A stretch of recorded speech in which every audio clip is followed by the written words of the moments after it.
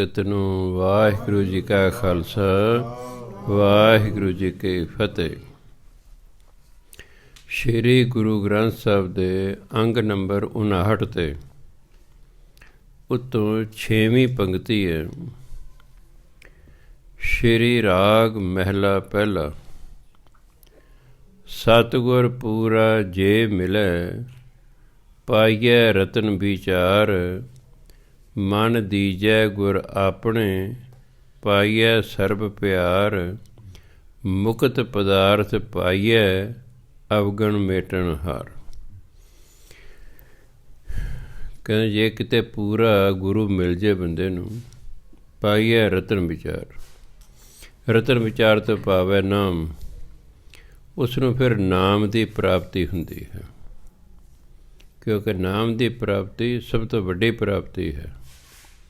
ਇੱਕ ਵਾਰੀ ਗੁਰੂ ਨਾਨਕ ਦੇਵ ਨੇ ਕਿਸੇ ਨੇ ਪੁੱਛਿਆ ਵੀ ਮਹਾਰਾਜ ਜੀ, ਪਰਮਾਤਮਾ ਤੋਂ ਵੀ ਕੋਈ ਵੱਡਾ ਹੈ? ਕਹਿੰਦੇ ਹਾਂ ਹੈ। ਸੁਣਨ ਵਾਲੇ ਬੜੇ ਹੈਰਾਨ ਹੋਏ, ਕਿਉਂਕਿ ਆਪਾਂ ਵੀ ਇਹੀ ਸਮਝਦੇ ਪਰਮਾਤਮਾ ਹੀ ਸਭ ਤੋਂ ਵੱਡਾ। ਉਹ ਕਹਿੰਦੇ ਹਾਂ ਪਰਮਾਤਮਾ ਤੋਂ ਵੱਡਾ ਹੁੰਦਾ। ਕਹਿੰਦੇ ਜੀ ਪਰਮਾਤਮਾ ਤੋਂ ਵੱਡਾ ਕੌਣ ਹੁੰਦਾ? ਕਹਿੰਦੇ ਉਹਦਾ ਨਾਮ ਹੁੰਦਾ। ਪਰਮਾਤਮਾ ਦਾ ਨਾਮ ਇਸ ਲਈ ਵੱਡਾ ਹੈ ਕਿ ਉਹਦਾ ਨਾਮ ਜਪ ਜਪ ਕੇ ਆਪਾਂ ਪਰਮਾਤਮਾ ਨੂੰ ਵੀ ਆਪਣੇ ਵੱਸ 'ਚ ਕਰ ਸਕਦੇ ਹਾਂ, ਇਸ ਲਈ ਵੱਡਾ। ਜਿਸ ਚੀਜ਼ ਦੇ ਨਾਲ ਦੂਜੇ ਨੂੰ ਵੱਸ 'ਚ ਕੀਤਾ ਜਾ ਸਕੇ, ਉਹ ਚੀਜ਼ ਫਿਰ ਦੂਜੇ ਤੋਂ ਵੱਡੀ ਹੋਈ ਨਾ। ਇਸ ਕਰਕੇ ਇਹ ਜਿਹੜਾ ਨਾਮ ਨੂੰ ਰਤਨ ਕਿਹਾ, ਹੀਰਾ ਕਿਹਾ, ਲਾਲ ਕਿਹਾ ਹੈ। ਪਰ ਨਾਮ ਦੀ ਵਿਚਾਰ ਉਸ ਨੂੰ ਪ੍ਰਾਪਤ ਹੁੰਦੀ ਹੈ। ਭਾਵ ਫਿਰ ਉਹ ਨਾਮ ਜਪਦਾ, ਉਹਨੂੰ ਨਾਮ ਦੀ ਦਾਤ ਪ੍ਰਾਪਤ ਹੁੰਦੀ ਹੈ। ਮਨ ਦੀਜੈ ਗੁਰ ਆਪਣੇ, ਪਾਈਐ ਸਰਬ ਪਿਆਰ। ਜਿਹੜਾ ਆਪਣਾ ਮਨ ਗੁਰੂ ਨੂੰ ਅਰਪਣ ਕਰ ਦਿੰਦਾ ਹੈ, ਸਭ ਤੋਂ ਔਖਾ ਮਨ ਅਰਪਣ ਕਰਨਾ ਹੈ। ਧਨ ਵੀ ਇੰਨਾ ਔਖਾ ਨਹੀਂ, ਤਨ ਵੀ ਇੰਨਾ ਔਖਾ ਨਹੀਂ, ਮਨ ਸਭ ਤੋਂ ਔਖਾ ਹੈ। ਇਸ ਲਈ ਜਿਹੜਾ ਮਨ ਆਪਣੇ ਗੁਰੂ ਨੂੰ ਅਰਪਣ ਕਰ ਦਿੰਦਾ ਹੈ, ਕਿਉਂਕਿ ਸਾਰੇ ਵਿਚਾਰ ਸਾਡੇ ਮਨ 'ਚ ਆਉਂਦੇ ਨੇ, ਚੰਗੇ ਮੰਦੇ। ਅਤੇ ਮਨ ਅਰਪਣ ਦਾ ਕਰਨ ਦਾ ਕੀ ਮਤਲਬ ਹੈ ਕਿ ਹੁਣ ਮੇਰੇ ਵਿਚਾਰ ਨਹੀਂ ਚੱਲਣਗੇ। ਮੰਨ ਲਓ ਮੈਂ ਆਪਣਾ ਮਨ ਗੁਰੂ ਨੂੰ ਅਰਪਣ ਕਰ ਦਿੰਦਾ, ਫਿਰ ਜਿਹੜੇ ਮੇਰੇ ਮਨ 'ਚ ਵਿਚਾਰ ਨੇ ਨਾ, ਉਹ ਨਹੀਂ ਚੱਲਣਗੇ। ਨਾ ਮੈਂ ਉਹਨਾਂ ਵਿਚਾਰਾਂ ਦੇ ਅਨੁਸਾਰ ਕੋਈ ਕਰਮ ਕਰ ਸਕਦਾ ਹਾਂ, ਕਿਉਂਕਿ ਮੈਂ ਤਾਂ ਮਨ ਹੀ ਅਰਪਣ ਕਰ ਦਿੱਤਾ ਹੈ। ਇਸ ਲਈ ਫਿਰ ਜਿਵੇਂ ਗੁਰੂ ਮਹਾਰਾਜ ਕਹਿੰਦੇ ਨੇ, ਉਵੇਂ ਮਨੁੱਖ ਕਰਦਾ, ਉਵੇਂ ਮਨੁੱਖ ਸੋਚਦਾ ਹੈ। ਇਸ ਲਈ ਫਿਰ ਉਹਨੂੰ ਸਾਰਾ ਪਿਆਰ ਪ੍ਰਾਪਤ, ਉਹਨੂੰ ਰੱਬੀ ਪਿਆਰ ਪ੍ਰਾਪਤ ਹੋ ਜਾਂਦਾ ਹੈ, ਜਿਹੜਾ ਆਪਣੇ ਮਨ ਨੂੰ ਗੁਰੂ ਨੂੰ ਅਰਪਣ ਕਰ ਦਿੰਦਾ ਹੈ। ਸੋ ਮਨ ਦੇਣਾ ਸਭ ਤੋਂ ਵੱਡੀ ਗੱਲ ਹੈ। ਹੋਰ ਇਹ ਤਾਂ ਹੈ ਨਹੀਂ ਵੀ ਅਸੀਂ ਆਪਣਾ ਮਨ ਕੋ ਵਿੱਚੋਂ ਸਰੀਰ 'ਚੋਂ ਕੱਢ ਕੇ ਦੇ ਦੇਣਾ ਉਸਨੂੰ, ਇਹ ਭਾਵ ਨਹੀਂ ਹੈ। ਜਦੋਂ ਗੁਰੂ ਮਹਾਰਾਜ ਕਹਿੰਦੇ ਤਨ ਮਨ ਧਨ ਸਭ ਸੌਂਪ ਗੁਰ ਕੋ ਹੁਕਮ ਮੰਨਿਆ ਪਾਈਏ, ਉੱਥੇ ਤਨ ਸੌਂਪਣ ਤੋਂ ਮਤਲਬ ਹੈ ਵੀ ਇਸ ਸਰੀਰ ਨਾਲ ਉਹ ਕਰਮ ਕਰਨੇ ਨੇ ਜਿਹੜੇ ਗੁਰੂ ਮਹਾਰਾਜ ਕਹਿੰਦੇ। ਜਦੋਂ ਅਸੀਂ ਉਹ ਕਰਮ ਕਰਦੇ ਹਾਂ ਜੋ ਗੁਰਬਾਣੀ ਕਹਿੰਦੀ ਹੈ, ਇਹ ਸਰੀਰ ਨਾਲ ਸਮਝੋ ਅਸੀਂ ਆਪਣਾ ਤਨ ਗੁਰੂ ਨੂੰ ਅਰਪਣ ਕਰਤਾ ਹੈ। ਧਨ ਅਰਪਣ ਕਰਨਾ ਹੈ। ਇਹ ਨਹੀਂ ਕਿ ਜਿੰਨੀ ਤੁਹਾਨੂੰ ਤਨਖਾਹ ਮਿਲਦੀ ਸਾਰੀ ਗੁਰੂ ਨੂੰ ਦੇ ਆਓ, ਜਾਂ ਜਿੰਨੀ ਤੁਹਾਨੂੰ ਆਮਦਨ ਹੈ ਸਾਰੀ ਦੇਣੀ, ਤਾਂ ਫਿਰ ਦਸਵੰਧ ਕਹਿਣ ਦੀ ਲੋੜ ਹੀ ਨਹੀਂ ਸੀ। ਦਸਵੰਧ ਸ਼ਬਦ ਸਿੱਧ ਕਰਦਾ ਹੈ ਕਿ ਆਪਣੀ ਕਮਾਈ ਦਾ ਬੱਚਤ ਦਾ ਸਿਰਫ 10% ਗੁਰੂ ਨੂੰ ਦੇਣਾ ਹੈ। ਪਰ ਇੱਥੇ ਤਾਂ ਲਿਖਿਆ ਤਨ ਮਨ ਧਨ ਸਭ ਸੌਂਪ ਗੁਰ ਕੋ, ਵੀ ਸਾਰਾ ਹੀ। ਤਾਂ ਧਨ ਦਾ ਧਨ ਸੌਂਪਣ ਤੋਂ ਭਾਵ ਹੈ ਕਿ ਧਨ ਗੁਰਬਾਣੀ ਅਨੁਸਾਰ ਖਰਚ ਕਰਨਾ ਹੈ। ਇਹਨੂੰ ਵਿਅਰਥ ਨਹੀਂ ਖਰਚ ਕਰਨਾ। ਸ਼ਰਾਬਾਂ 'ਤੇ, ਨਸ਼ਿਆਂ 'ਤੇ, ਵਿਆਹਾਂ 'ਤੇ ਇਸ ਤਰ੍ਹਾਂ ਖਰਚ ਨਹੀਂ ਇਸਨੂੰ ਕਰਨਾ। ਘਰ ਦੀਆਂ ਲੋੜਾਂ 'ਤੇ ਖਰਚ ਕਰਨਾ ਹੈ। ਅਸੀਂ ਐਸ਼ੋ ਇਸ਼ਰਤ ਕਰਨ 'ਤੇ ਸਾਰਾ ਧਨ ਖਰਚ ਕਰਦੇ, ਇਸ ਲਈ ਮਗਰੋਂ ਕੰਗਾਲ ਹੋ ਜਾਂਦੇ ਹਾਂ ਅਤੇ ਕਰਜ਼ਾਈ ਹੋ ਜਾਂਦੇ ਹਾਂ। ਬਹੁਤੇ ਕਰਜ਼ਾਈ ਹੋਣ ਦਾ ਆਹੀ ਕਾਰਨ ਹੈ ਕਿ ਲੋਕ ਜਿਹੜਾ ਹੈ ਆਪਣੀ ਵਿੱਤ ਤੋਂ ਵੱਧ ਖਰਚਾ ਕਰ ਲੈਂਦੇ ਨੇ, ਆਮਦਨ ਤੋਂ ਵੱਧ ਖਰਚਾ ਕਰਦੇ ਨੇ। ਮੈਂ ਦੇਖਿਆ ਜਦੋਂ ਦੇ ਕਰਜ਼ੇ ਮਿਲਣੇ ਆਸਾਨ ਹੋ ਗਏ ਨੇ, ਉਦੋਂ ਦੇ ਹੀ ਲੋਕ ਕਰਜ਼ਾਈ ਹੋ ਗਏ ਹਨ। ਜਦੋਂ ਕਰਜ਼ੇ ਬੈਂਕਾਂ ਤੋਂ ਨਹੀਂ ਸਨ ਮਿਲਿਆ ਕਰਦੇ, ਮਨੁੱਖ ਇੰਨਾ ਕਰਜ਼ਾਈ ਨਹੀਂ ਸੀ ਜਿੰਨਾ ਹੁਣ ਹੈ। ਹੁਣ ਤਾਂ ਹਰ ਬੰਦਾ ਕਰਜ਼ਾਈ ਹੈ। ਅੱਜ ਹੀ ਸੀ ਪੰਜਾਬ ਸਰਕਾਰ ਵੀ ਪਤਾ ਹੀ ਨਹੀਂ ਕਿੰਨੀ ਕੁ ਕਰਜ਼ਾਈ ਹੈ। ਇਹਦਾ ਮਤਲਬ ਸਾਰੇ ਲੋਕਾਂ 'ਤੇ ਹੀ ਉਹ ਕਰਜ਼ਾ ਹੈ। ਸਰਕਾਰ 'ਤੇ ਕਾਹਦਾ ਕਰਜ਼ਾ ਹੈ? ਸਾਰਾ ਲੋਕਾਂ 'ਤੇ ਹੀ ਹੈ, ਕਿਉਂਕਿ ਜਦੋਂ ਨਖਿੱਧ ਕੋਈ ਹੋਵੇਗਾ ਤਾਂ ਕਰਜ਼ਾ ਤਾਂ ਚੜ੍ਹੇਗਾ ਹੀ ਚੜ੍ਹੇਗਾ। ਸਰਕਾਰ ਨਖਿੱਧ, ਇਸ ਲਈ ਸਰਕਾਰ 'ਤੇ ਕਰਜ਼ਾ ਚੜ੍ਹ ਗਿਆ ਹੈ। ਅੱਗੋਂ ਲੋਕ ਨਖਿੱਧ, ਇਹਨਾਂ 'ਤੇ ਕਰਜ਼ਾ ਚੜ੍ਹ ਗਿਆ ਹੈ।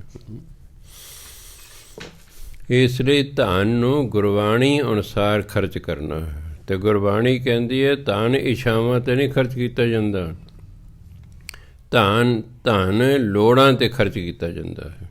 ਵੀ ਜਿਸ ਚੀਜ਼ ਦੀ ਤੁਹਾਨੂੰ ਲੋੜ ਹੈ ਉਸ 'ਤੇ ਖਰਚ ਕਰਨਾ। ਇਸ ਤਰ੍ਹਾਂ ਮਨ ਅਰਪਣ ਕਰਨਾ, ਤਨ ਅਰਪਣ ਕਰਨਾ, ਧਨ ਅਰਪਣ ਕਰਨਾ। ਮਨ ਨਾਲ, ਮਨ ਵਿੱਚ ਵੀ ਉਹ ਵਿਚਾਰ ਲਿਆਉਣੇ ਨੇ ਜਿਹੜੇ ਗੁਰਬਾਣੀ ਅਨੁਸਾਰ ਹਨ। ਜਿਹੜਾ ਕੋਈ ਵਿਚਾਰ ਗਲਤ ਆਉਣ ਲੱਗਦਾ ਹੈ, ਉਸ ਵੇਲੇ ਵਾਹਿਗੁਰੂ ਵਾਹਿਗੁਰੂ ਵਾਹਿਗੁਰੂ ਕਰਨਾ ਸ਼ੁਰੂ ਕਰ ਦੇਣਾ ਚਾਹੀਦਾ, ਤਾਂ ਜੋ ਵਿਚਾਰ ਬਦਲ ਜੇ ਅਤੇ ਅਸੀਂ ਉਹ ਕਰਮ ਨਾ ਕਰ ਸਕੀਏ। ਸੋ ਗੁਰੂ ਮਹਾਰਾਜ ਕਹਿੰਦੇ, ਮਨ ਦੀਜੈ ਗੁਰ ਆਪਣੇ ਪਾਈਐ ਸਰਬ ਪਿਆਰ। ਜਿਹੜਾ ਆਪਣਾ ਮਨ ਗੁਰੂ ਨੂੰ ਅਰਪਣ ਕਰ ਦਿੰਦਾ, ਉਹਨੂੰ ਸਾਰਾ ਪਿਆਰ ਪ੍ਰਾਪਤ ਹੋ ਜਾਂਦਾ ਹੈ, ਰੱਬੀ ਪਿਆਰ ਪ੍ਰਾਪਤ ਹੋ ਜਾਂਦਾ ਉਸ ਨੂੰ। ਮੁਕਤ ਪਦਾਰਥ ਪਾਈਐ ਅਵਗੁਣ ਮੇਟਨ ਹਾਰ। ਮੁਕਤ ਪਦਾਰਥ ਨਾਮ ਨੂੰ ਕਹਿੰਦੇ ਨੇ। ਉਹ ਪਦਾਰਥ ਜਿਹੜਾ ਜੀਵ ਨੂੰ ਮੁਕਤੀ ਦਿੰਦਾ ਹੈ, ਅਤੇ ਮੁਕਤੀ ਪਰਮਾਤਮਾ ਦਾ ਨਾਮ ਦਿੰਦਾ ਹੈ। ਇਸ ਲਈ ਪਰਮਾਤਮਾ ਦੇ ਨਾਮ ਨੂੰ ਕਿਹਾ ਮੁਕਤ ਪਦਾਰਥ। ਫਿਰ ਗੁਰੂ ਤੋਂ ਸਾਨੂੰ ਮੁਕਤ ਪਦਾਰਥ ਭਾਵ ਨਾਮ ਦੀ ਦਾਤ ਪ੍ਰਾਪਤ ਹੁੰਦੀ ਹੈ। ਅਤੇ ਉਹ ਨਾਮ ਕੀ ਕਰਦਾ ਹੈ? ਅਵਗੁਣ ਮੇਟਣਹਾਰ। ਉਹ ਅਵਗੁਣਾਂ ਨੂੰ ਮਿਟਾਉਣ ਵਾਲਾ ਹੈ। ਮੇਟਣਹਾਰ, ਮਿਟਾਉਣ ਵਾਲਾ। ਕਰਨਹਾਰ, ਕਰਨ ਵਾਲਾ। ਸੋ ਅਵਗੁਣ ਜਿਹਨੂੰ ਆਪਾਂ ਅਵਗੁਣ ਕਹਿੰਦੇ ਹਾਂ, ਆਪਾਂ ਪੰਜਾਬੀ 'ਚ ਔਗਣ ਕਹਿੰਦੇ ਹਾਂ, ਹਿੰਦੀ 'ਚ ਅਵਗੁਣ ਕਹਿੰਦੇ, ਬਸ ਇੰਨਾ ਹੀ ਫਰਕ ਹੈ। ਸੋ ਪਰਮਾਤਮਾ ਦਾ ਨਾਮ ਦੋ ਕੰਮ ਕਰਦਾ। ਜਦੋਂ ਅਸੀਂ ਨਾਮ ਜਪੀ ਜਾਂਦੇ ਹਾਂ, ਸਾਡੇ ਅੰਦਰੋਂ ਔਗਣ ਖਤਮ ਹੋ ਜਾਂਦੇ ਨੇ। ਜਦੋਂ ਔਗਣ ਹੀ ਨਹੀਂ ਰਹੇ ਤਾਂ ਫਿਰ ਸਾਡਾ ਦੁਬਾਰਾ ਜਨਮ ਵੀ ਨਹੀਂ ਹੋਣਾ। ਔਗਣ ਹੀ ਨਹੀਂ ਰਹੇ ਅਤੇ ਦੁਬਾਰਾ ਜਨਮ ਨਹੀਂ ਹੋਣਾ ਹੈਗਾ। ਇਸ ਲਈ ਮਨੁੱਖ ਨੂੰ ਨਾਮ ਜਪ ਜਪ ਕੇ ਮੁਕਤੀ ਪ੍ਰਾਪਤ ਹੋ ਜਾਂਦੀ ਹੈ। ਇਸ ਲਈ ਪਰਮਾਤਮਾ ਦੇ ਨਾਮ ਨੂੰ ਕਿਹਾ ਮੁਕਤ ਪਦਾਰਥ। ਗੁਰੂ ਤੋਂ ਮੁਕਤ ਪਦਾਰਥ ਭਾਵ ਨਾਮ ਪ੍ਰਾਪਤ ਹੁੰਦਾ ਹੈ, ਅਤੇ ਨਾਮ ਜਿਹੜਾ ਸਾਰੇ ਔਗਣਾਂ ਨੂੰ ਮਿਟਾ ਦੇਣ ਵਾਲਾ ਹੈ। ਭਾਈ ਰੇ ਗੁਰ ਬਿਨ ਗਿਆਨ ਨਾ ਹੋਏ, ਪੁੱਛੋ ਬ੍ਰਹਮੇ ਨਾਰਦੈ, ਵੇਦ ਵਿਆਸੈ ਕੋਇ ਰਹੋ। ਕਹਿੰਦੇ ਭਾਈ ਰੇ ਬੁਲਾਉਣ ਲਈ ਹੁੰਦਾ। ਹੇ ਭਰਾਵਾ, ਗੁਰ ਬਿਨ ਗਿਆਨ ਨਾ ਹੋਏ। ਗੁਰੂ ਤੋਂ ਬਿਨਾਂ ਬ੍ਰਹਮ ਗਿਆਨ ਨਹੀਂ ਹੁੰਦਾ। ਦੋ ਪ੍ਰਕਾਰ ਦਾ ਗਿਆਨ ਹੁੰਦਾ। ਇੱਕ ਆ ਸੰਸਾਰੀ ਗਿਆਨ ਹੈ, ਜਿਹੜਾ ਸਾਨੂੰ ਅਖਬਾਰਾਂ ਤੋਂ, ਰਸਾਲਿਆਂ ਤੋਂ, ਲੋਕਾਂ ਤੋਂ, ਕਿਤਾਬਾਂ ਤੋਂ ਪ੍ਰਾਪਤ ਹੁੰਦਾ ਹੈ। ਇੱਕ ਬ੍ਰਹਮ ਗਿਆਨ ਹੁੰਦਾ, ਉਹ ਸਿਰਫ ਅਤੇ ਸਿਰਫ ਗੁਰੂ ਤੋਂ ਪ੍ਰਾਪਤ ਹੁੰਦਾ ਹੈ। ਇਸ ਲਈ ਕਹਿੰਦੇ ਗੁਰੂ ਤੋਂ ਬਿਨਾਂ ਬ੍ਰਹਮ ਗਿਆਨ ਪ੍ਰਾਪਤ ਨਹੀਂ ਹੋ ਸਕਦਾ। ਪੁੱਛੋ ਬ੍ਰਹਮੇ ਨਾਰਦੈ, ਵੇਦ ਵਿਆਸੈ ਕੋਇ। ਚਾਹੇ ਬ੍ਰਹਮਾ ਜੀ ਨੂੰ ਪੁੱਛ ਲਓ, ਚਾਹੇ ਨਾਰਦ ਜੀ ਨੂੰ ਪੁੱਛ ਲਓ, ਚਾਹੇ ਰਿਸ਼ੀ ਵੇਦ ਵਿਆਸ ਨੂੰ ਪੁੱਛ ਲਓ, ਉਹ ਵੀ ਇਹੀ ਕਹਿਣਗੇ ਕਿ ਗੁਰੂ ਤੋਂ ਬਿਨਾਂ ਗਿਆਨ ਦੀ ਪ੍ਰਾਪਤੀ ਨਹੀਂ ਹੁੰਦੀ। ਰਿਸ਼ੀ ਵੇਦ ਵਿਆਸ ਹੋਏ ਨੇ। ਉਹਨਾਂ ਦਾ ਸੁਪੁੱਤਰ ਸੁਖਦੇਵ ਸੀ।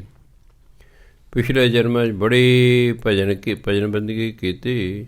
ਇਸ ਲਈ ਛੋਟੀ ਉਮਰ ਦੇ ਵਿੱਚ ਹੀ ਉਹ ਜੰਗਲਾਂ ਨੂੰ ਚਲੇ ਗਏ। ਪਿਤਾ ਕਹਿੰਦਾ ਵੀ ਤੂੰ ਨਿਗੁਰਾ ਹੈ, ਤੇਰੀ ਭਗਤੀ ਨੂੰ ਕੋਈ ਫਲ ਨਹੀਂ ਲੱਗਣਾ, ਤੂੰ ਪਹਿਲਾਂ ਗੁਰੂ ਧਾਰਨ ਕਰ। ਉਹ ਨਹੀਂ ਮੰਨਿਆ, ਜੰਗਲਾਂ ਚਲੇ ਗਏ। ਬੜੇ ਸਾਲ ਲਾਏ, ਨਹੀਂ ਗੱਲ ਬਣੀ। ਵਾਪਸ ਆ ਗਏ।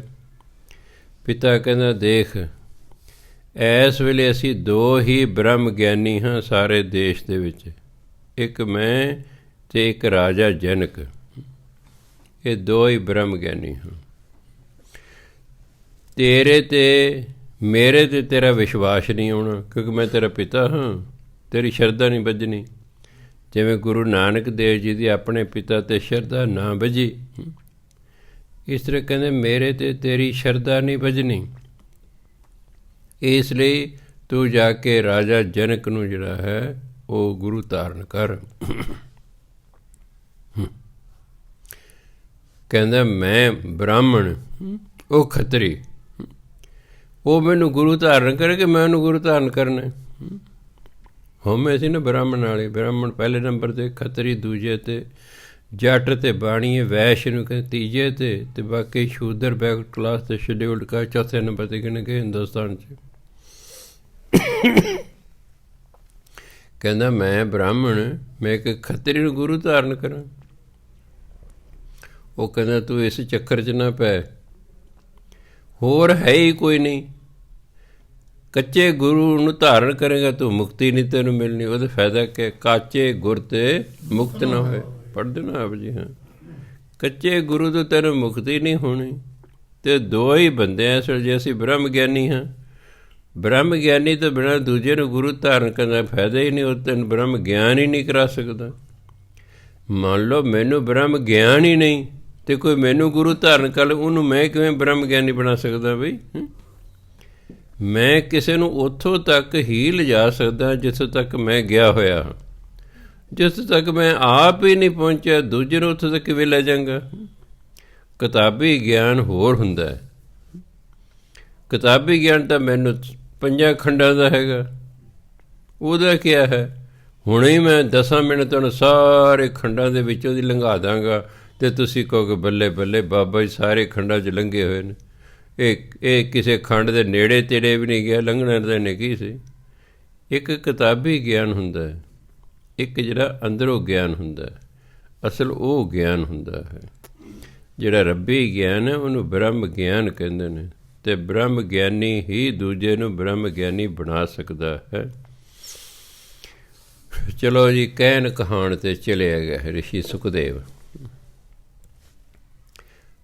ਰਾਜਾ ਜਨਕ ਹੁਣ ਬ੍ਰਹਮ ਗਿਆਨੀ ਸੀ। ਉਹਨੇ ਦੇਖ ਲਿਆ ਵੀ ਆ ਰਿਹਾ ਹਉਮੈ ਦਾ ਮਾਰਿਆ ਹੋਇਆ, ਵੀ ਹਉਮੈ ਦਾ ਮਾਰਿਆ ਹੋਇਆ ਨਾ ਚਾਹੁੰਦਾ ਹੈ ਵੀ ਆਪਣੇ ਬਾਪ ਦੇ ਕਹਿਣ 'ਤੇ ਆ ਰਿਹਾ ਹੈ। ਉਹਨੇ ਮਾਇਆ ਵਰਤਾਤੀ। ਮਾਇਆ ਵਰਤਾਤੀ। ਕਿਸੇ ਨੇ ਆ ਕੇ ਕਿਹਾ ਜੀ ਰਿਸ਼ੀ ਸੁਖਦੇਵ ਜੀ ਆਏ ਨੇ। ਕਹਿੰਦੇ ਅੰਦਰ ਲੈ ਆਓ ਭਾਈ ਉਹਨਾਂ ਨੂੰ ਸਤਿਕਾਰ ਸਹਿਤ। ਅੰਦਰ ਲੈ। ਕੀ ਵੇਖਦੇ ਵੀ ਰਾਜਾ ਜਿਹੜਾ ਹੈ ਉਹ ਆਪਣੀ ਜਨਾਨੀ ਦੇ ਛਾਤੀ 'ਤੇ ਪੈਰ ਧਰ ਕੇ ਬੈਠਾ। ਉਹਨੂੰ ਕਚਿਆਨ ਹੋ ਗਈ। ਕਹਿੰਦੇ ਬ੍ਰਹਮ ਗਿਆਨੀ ਹੈ। ਇਹ ਕਰਦਾ ਕੀ ਹੈ? ਚਲੋ ਆਓ ਜੀ ਰਿਸ਼ੀ ਜੀ, ਆਓ ਜੀ। ਰਾਜਾ ਜਨਕ ਨੇ ਮਾਇਆ ਵਰਤਾਈ। ਇੱਕ ਸੇਵਕ ਆ ਕੇ ਕਹਿੰਦਾ ਮਹਾਰਾਜ ਜੀ ਸ਼ਹਿਰ ਨੂੰ ਅੱਗ ਲੱਗ ਗਈ ਹੈ। ਕਹਿੰਦੇ ਲੱਗੀ ਰਹਿਣ ਦੇ। ਰਾਜਾ ਕਹਿੰਦੇ ਲੱਗੀ ਰਹਿਣ ਦੇ। ਫਿਰ ਆ ਕਹਿੰਦਾ ਮਹਾਰਾਜ ਜੀ ਵੀ ਜੇ ਅੱਗ ਹੈ ਨਾ ਆਪਣੇ ਮਹਿਲ ਦੇ ਦਰਵਾਜ਼ੇ ਅੱਗੇ ਆ ਗਈ ਹੈ। ਅਤੇ ਰਿਸ਼ੀ ਸੁਖਦੇਵ ਜਿਹੜਾ ਸੀ ਉਹ ਬਾਹਰ ਆਪਣੀ ਲੰਗੋਟੀ ਰੱਖ ਕੇ ਆਇਆ ਸੀ। ਉਹਨੂੰ ਕਹਿੰਦੇ ਕੁਪੀਨ ਹਿੰਦੀ ਕਹਿੰਦੇ। ਤੂੰਬੀ ਅਤੇ ਲੰਗੋਟੀ ਬਾਹਰ ਰੱਖ ਕੇ ਆਇਆ ਸੀ। ਉਹਨੇ ਕਿਹਾ ਵੀ ਅੱਗ ਲੱਗ ਗਿਆ, ਭੱਜਿਆ ਗਿਆ ਵੀ ਆਪਣੀ ਚੀਜ਼ ਚੱਕ ਲਿਆਵਾਂ। ਮੇਰੀ ਲੰਗੋਟੀ ਜਾਂ ਤੂੰਬੀ ਨਾ ਸੜ ਜੇ। ਚੱਕ ਲੈ।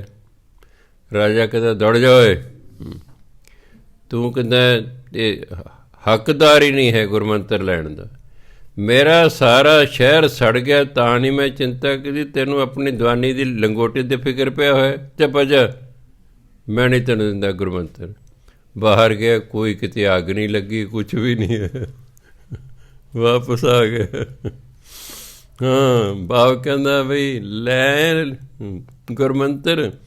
ਕਹਿੰਦਾ ਸੁਆਹ ਲਿਆਉਣਾ ਸੀ, ਉਹ ਤਾਂ ਐਂ ਬੈਠਾ ਸੀ ਅਤੇ ਅੱਗੋਂ ਇਸ ਤਰ੍ਹਾਂ। ਕਹਿੰਦਾ ਮੂਰਖ, ਉਹ ਤਾਂ ਬ੍ਰਹਮ ਗਿਆਨੀ ਸੀ। ਉਹਨੇ ਤਾਂ ਮਾਇਆ ਵਰਤਾਈ ਸੀ ਵੀ ਦੇਖਦੇ ਤੈਨੂੰ ਵੀ ਤੂੰ ਕੀ ਮਹਿਸੂਸ ਕਰਦਾ। ਤੂੰ ਜਿਹਨੂੰ ਗੁਰੂ ਧਾਰਨ ਕਰਨਾ ਤੂੰ ਉਸੇ 'ਤੇ ਸ਼ੰਕਾ ਕਰ ਲਿਆ। ਜਿਹੜਾ ਗੁਰੂ 'ਤੇ ਸ਼ੰਕਾ ਕਰਦਾ ਸਮਝੋ ਐਂ ਸਮਝੋ ਵੀ ਉਹ ਨਾ ਕਿਸ਼ਤੀ 'ਚ ਬੈਠਾ ਅਤੇ ਉਹਨੇ ਆਪ ਹੀ ਕਿਸ਼ਤੀ 'ਚ ਮੋਹਰੀ ਕਰ ਲਈ ਹੈ। ਜਦੋਂ ਮੰਨ ਲਓ ਜਿਸ ਕਿਸ਼ਤੀ 'ਚ ਮੈਂ ਬੈਠਾ ਮੈਂ ਉਸ 'ਚ ਮੋਰੀ ਕਰ ਲਾਂ, ਮੈਂ ਡੁੱਬਾਂਗਾ ਹੀ ਨਾ, ਫਿਰ ਪਾਣੀ ਕਿਸ਼ਤੀ ਭਰੇਗਾ। ਆ ਗਿਆ। ਕਹਿੰਦੇ ਫਿਰ ਮੈਂ ਕੀ ਕਰਾਂ? ਕਹਿੰਦੇ ਸੁਣ, ਉਹਨੇ ਹੁਣ ਨਾ ਲੰਗਰ ਲਾਇਆ ਹੋਇਆ ਹੈ, ਭਾਵ ਸਾਰੇ ਸਾਧੂ ਬ੍ਰਾਹਮਣਾਂ ਨੂੰ ਸੱਦ ਕੇ ਉਹ ਪ੍ਰੀਤੀ ਭੋਜਨ ਦੇ ਰਹੇ, ਕਈ ਦਿਨ ਚੱਲੂਗਾ। ਜਿਹੜੇ ਚੁਬਾਰੇ 'ਚ ਭੋਜਨ ਖਵਾਉਂਦਾ ਨਾ ਪੰਡਤਾਂ ਨੂੰ ਅਤੇ ਰਿਸ਼ੀਆਂ ਮੁਨੀ ਨੂੰ, ਉਹਦੇ ਅੱਗੇ ਖਿੜਕੀ ਲੱਗੀ ਹੋਈ ਪਿਛਲੇ ਪਾਸੇ, ਉਹ ਪੱਤਲਾਂ ਚੁੱਕ ਕੇ ਮਹਿਲ ਦੇ ਪਿਛਲੇ ਪਾਸੇ ਸੁੱਟੀ ਜਾਂਦੇ ਨੇ। ਤੂੰ ਉੱਥੇ ਚੌਂਕੜੀ ਮਾਰ ਕੇ ਬਹਿ ਜਾ, ਤੇਰੇ ਉੱਤੇ ਜੂਠ ਪਈ ਜਾਵੇਗੀ, ਤੂੰ ਕੋਈ ਚਿੰਤਾ ਨਾ ਕਰੀ, ਆਪਣਾ ਭਜਨ ਬੰਦਗੀ ਕਰਦਾ ਰਹੇ, ਜੂਠ ਪੈਂਦੇ ਪਈ ਜਾਵੇ, ਆਪੇ ਉਹ ਜਾਣੀ ਜਾਣੇ, ਸਭ ਸਮਝੇਗਾ। ਜਾ ਕੇ ਬਹਿ ਗਿਆ ਜੀ। ਕਈ ਦਿਨ ਉੱਤੇ ਜੂਠੀਆਂ ਪੱਤਲਾਂ ਪੈਂਦੀਆਂ ਰਹੀਆਂ, ਉਹ ਢੇਰ ਦੇ ਹੇਠਾਂ ਦਬ ਗਿਆ ਹੈ, ਦਬ ਗਿਆ, ਪਰ ਉਹਨੇ ਕੋਈ ਕਚਿਆਣ ਨਹੀਂ ਮੰਨੀ, ਮੇਰੇ 'ਤੇ ਜੂਠ ਸੁੱਟੀ ਜਾਂਦੇ ਨੇ। ਰਾਜੇ ਨੇ ਦੇਖਿਆ ਵੀ ਹਾਂ ਹੁਣ ਹਉਮੈ ਕੁਛ ਘਟ ਗਈ ਹੈ। ਕਹਦੇ ਵੀ ਉਹ ਪਿਛਲੇ ਪਾਸੇ ਜਿਹੜੀ ਢੇਰੀ ਨਾ ਪੱਤਲਾਂ ਦੀ, ਉਹਦੇ ਹੇਠ ਇੱਕ ਰਿਸ਼ੀ ਬੈਠਾ, ਉਹਨੂੰ ਲਿਆਓ, ਨਹਾ ਧੋਆ ਕੇ ਨਾ, ਧੋਤੇ ਹੋਏ ਕੱਪੜੇ ਪਵਾ ਕੇ ਅਤੇ ਉਹਨੂੰ ਇੱਥੇ ਮੇਰੇ ਕੋਲ ਲੈ ਕੇ ਆਓ। ਨਹਾ ਧੋਆ ਕੇ ਉਹਨੂੰ ਲੈ ਆਂਦਾ ਜੀ। ਚਲੋ ਨਮਸਕਾਰ ਕੀਤੀ ਉਸਨੇ। ਹਾਂਜੀ ਰਿਸ਼ੀ ਜੀ ਕਿਵੇਂ ਆਇਓ? ਜੀ ਮੈਂ ਤੁਹਾਡੇ ਤੋਂ ਗੁਰਮੰਤਰ ਲੈਣਾ ਹੈ। ਕਹਿੰਦੇ ਸਾਡੀ ਇੱਕ ਸ਼ਰਤ ਹੈ। ਕਿ ਦੱਸੋ ਜੀ? ਕਹਿੰਦੇ ਅਸੀਂ ਤੈਨੂੰ ਤੇਲ ਦੇ, ਸਰੋਂ ਦੇ ਤੇਲ ਦਾ ਭਰ ਕੇ ਇੱਕ ਛੰਨਾ ਦੇਵਾਂਗੇ।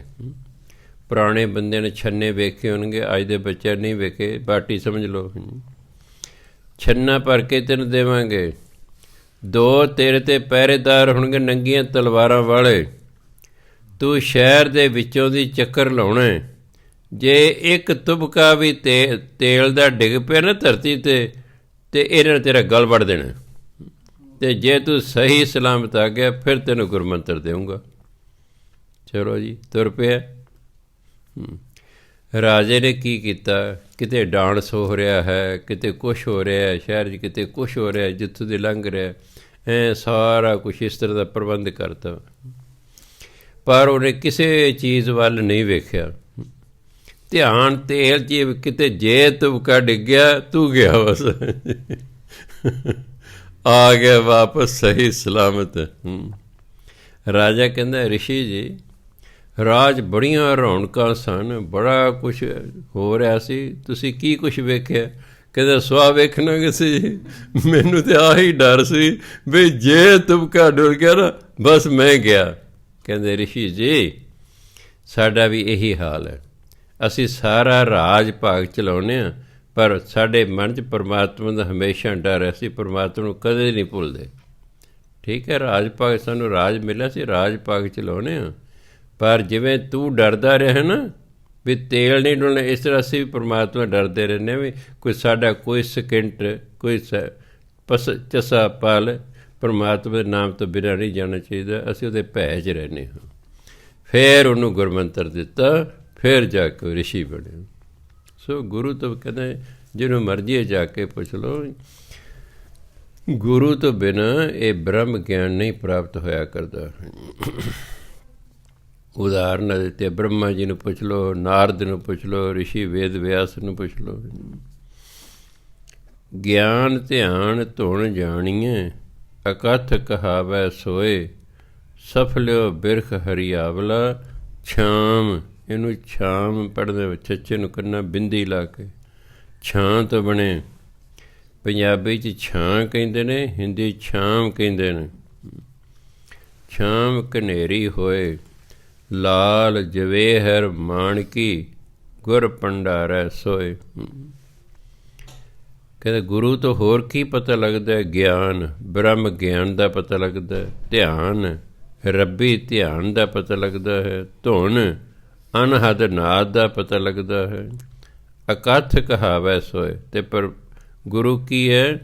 ਮਨੁੱਖ ਨੂੰ ਇੰਨਾ ਕਾਮਯਾਬ ਬਣਾਉਂਦਾ ਹੈ ਕਿ ਪਰਮਾਤਮਾ ਜੋ ਅਕਥ ਹੈ, ਜਿਹਦਾ ਕਥਨ ਨਹੀਂ ਕੀਤਾ ਜਾ ਸਕਦਾ, ਉਸ ਬਾਰੇ ਵੀ ਇਹ ਫਿਰ ਜਿਹੜੇ ਸੇਵਕ ਹੈ ਉਹਦਾ ਕਥਨ ਕਰ ਸਕਦਾ, ਪਰਮਾਤਮਾ ਦੀਆਂ ਗੱਲਾਂ ਕਰ ਸਕਦਾ ਹੈ। ਯੋਗ ਬਣਾਉਂਦਾ ਗੁਰੂ। ਹੋਰ ਗੁਰੂ 'ਚ ਕੀ ਗੁਣ ਨੇ? ਸਫਲਿਓ ਬਿਰਖ ਹਰੀਆਵਲਾ ਛਾਮ ਘਨੇਰੀ ਹੋਏ। ਉਹ ਤੇ ਫਲ ਦੇਣ ਵਾਲਾ ਦਰਖਤ ਹੈ। ਸਫਲਿਓ ਸਫਲਿਓ ਫਲ ਜਿਹੜੇ ਵਧੀਆ ਫਲ ਲੱਗਣ ਜਿਸਨੂੰ। ਇੱਕ ਹੁੰਦਾ ਸਫਲ ਵੀ ਕਾਮਯਾਬ ਹੋਣਾ, ਇਹ ਸਫਲਿਓ ਹੈ ਫਲ ਦੇਣ ਵਾਲਾ।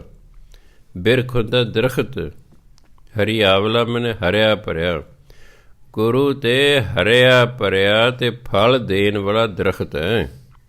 ਛਾਮ ਘਨੇਰੀ ਹੋਏ, ਜਿਹਦੀ ਛਾਂ ਵੀ ਬੜੀ ਸੰਘਣੀ ਹੈ। ਭਾਵ ਉਹਦੇ ਜਿਵੇਂ ਆਪਾਂ ਸੰਘਣੀ ਛਾਂ 'ਚ ਬਹਿ ਜਾਈਏ ਮਨ ਸ਼ਾਂਤ ਹੋ ਜਾਂਦਾ ਨਾ, ਸਰੀਰ ਨੂੰ ਸੁੱਖ ਆਰਾਮ ਮਿਲਦਾ ਹੈ। ਇਸ ਤਰ੍ਹਾਂ ਗੁਰੂ ਐਸੀ ਛਾਂ, ਸੰਘਣੀ ਛਾਂ ਹੈ ਜਿਹਦੇ ਕੋਲ ਆ ਕੇ ਮਨੁੱਖ ਨੂੰ ਸ਼ਾਂਤੀ ਮਿਲਦੀ ਹੈ, ਠੰਡਕ ਮਿਲਦੀ ਹੈ।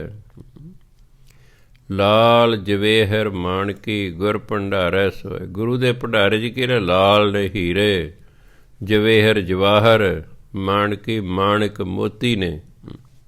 ਇਹ ਕੀ ਚੀਜ਼ਾਂ ਨੇ? ਭਾਵ ਪਰ ਰੱਬੀ ਗੁਣ। ਗੁਰੂ ਦੇ ਭੰਡਾਰੇ 'ਚ ਰੱਬੀ ਗੁਣ ਨੇ ਜਿਹੜੇ ਕਿ ਮਨੁੱਖ ਨੂੰ ਨਾਮ ਜਪ ਜਪ ਕੇ ਪ੍ਰਾਪਤ ਹੋ ਜਾਂਦੇ ਹਨ। ਕਿਉਂਕਿ ਜਦੋਂ ਸਾਡੇ 'ਚ ਰੱਬੀ ਗੁਣ ਪੈਦਾ ਹੋ ਜਾਣਗੇ ਫੇਰ ਹੀ ਸਾਡਾ ਰੱਬ ਨਾਲ ਮੇਲ ਹੋ ਸਕਦਾ ਹੈ। ਜਦੋਂ ਦੋਨਾਂ ਦੇ ਗੁਣ ਇੱਕੋ ਜਿਹੇ ਹੋ ਜਾਣ, ਦੋਨਾਂ ਦਾ ਸੁਭਾਅ ਇੱਕੋ ਜਿਹਾ ਹੋ ਜਾਵੇ ਤਾਂ ਹੀ ਮੇਲ ਹੋਇਆ ਕਰਦਾ ਹੈ। ਇਸ ਲਈ ਫਿਰ ਗੁਰੂ ਦੇ ਭੰਡਾਰੇ 'ਚ ਲਾਲ ਨੇ, ਜਵੇਹਰ ਨੇ, ਮਾਣਕ ਨੇ। ਉਹ ਫਿਰ ਉਸ ਜਿਹੜਾ ਗੁਰੂ ਧਾਰਨ ਕਰਦਾ ਉਸ ਨੇ ਸਾਰੀਆਂ ਚੀਜ਼ਾਂ ਪ੍ਰਾਪਤ ਹੋ ਜਾਂਦੀਆਂ ਹਨ। ਭਾਵ ਉਹਦੇ ਵਿੱਚ ਹੀਰਿਆਂ ਰਤਨ ਅਤੇ ਮਾਣਕਾਂ ਵਾਲੇ ਗੁਣ ਪੈਦਾ ਹੋ ਜਾਂਦੇ ਹਨ। ਗੁਰ ਭੰਡਾਰੈ ਪਾਈਐ ਨਿਰਮਲ ਨਾਮ ਪਿਆਰ। ਸਾਚੋ ਵਖਰ ਸੰਚੀਐ ਪੂਰੇ ਕਰਮ ਅਪਾਰ। ਸੁਖ ਦਾਤਾ ਦੁਖ ਮੇਟਨੋ ਸਤਿਗੁਰ ਅਸੁਰ ਸੰਘਾਰ। ਸੁਰ ਦੇਵਤਾ ਹੁੰਦਾ, ਆੜਾ ਅੱਗੇ ਲੱਗ ਗਿਆ, ਇਹ ਨੈਗੇਟਿਵ ਹੋ ਗਿਆ, ਅਪੋਜ਼ਿਟ ਵਰਡ ਹੋ ਗਿਆ। ਦੇਵਤੇ ਦਾ ਵਿਰੋਧੀ ਸ਼ਬਦ ਹੋ ਗਿਆ ਅਸੁਰ, ਰਾਖਸ਼। ਗੁਰ ਭੰਡਾਰੈ ਪਾਈਐ ਨਿਰਮਲ ਨਾਮ ਪਿਆਰ। ਗੁਰੂ ਦੇ ਭੰਡਾਰੇ ਤੋਂ ਕੀ ਮਿਲਦਾ? ਰੱਬੀ ਪਿਆਰ ਮਿਲਦਾ ਹੈ। ਰੱਬੀ ਨਾਮ ਮਨੁੱਖ ਜਪਦਾ ਹੈ, ਫਿਰ ਉਹਨੂੰ ਰੱਬੀ ਪਿਆਰ ਪ੍ਰਾਪਤ ਹੁੰਦਾ ਹੈ। ਨਿਰਮਲ ਨਾਮ ਪਰਮਾਤਮਾ ਦਾ ਨਾਮ, ਪਰਮਾਤਮਾ ਦਾ ਪਿਆਰ ਉਸਨੂੰ ਗੁਰੂ ਦੇ ਭੰਡਾਰੇ 'ਚ ਮਿਲਦਾ ਸਿੱਖ ਨੂੰ। ਸਾਚੋ ਵਖਰ ਸੰਚੀਐ ਪੂਰੇ ਕਰਮ ਅਪਾਰ। ਅਪਾਰ ਭਾਵ ਪਰਮਾਤਮਾ। ਜੇ ਪਰਮਾਤਮਾ ਦੀ ਬਖਸ਼ਿਸ਼ ਹੋ ਜੇ, ਕਰਮ ਦੀ ਬਖਸ਼ਿਸ਼, ਕਰਮ ਖੰਡ ਬਖਸ਼ਿਸ਼ ਦੇ ਖੰਡ ਨੂੰ ਕਹਿੰਦੇ ਨੇ। ਜਿਹੜੇ ਇਹ ਕਰਮ ਹੁੰਦਾ, ਕਰਮ ਕਰਨਾ, ਉਹ ਸ਼ਰਮ ਹੈ। ਸ਼ਰਮ ਖੰਡ ਉਹ ਜਿੱਥੇ ਮਨੁੱਖ ਕਰਮ ਕਰਦਾ ਹੈ, ਮਿਹਨਤ ਕਰਦਾ ਹੈ।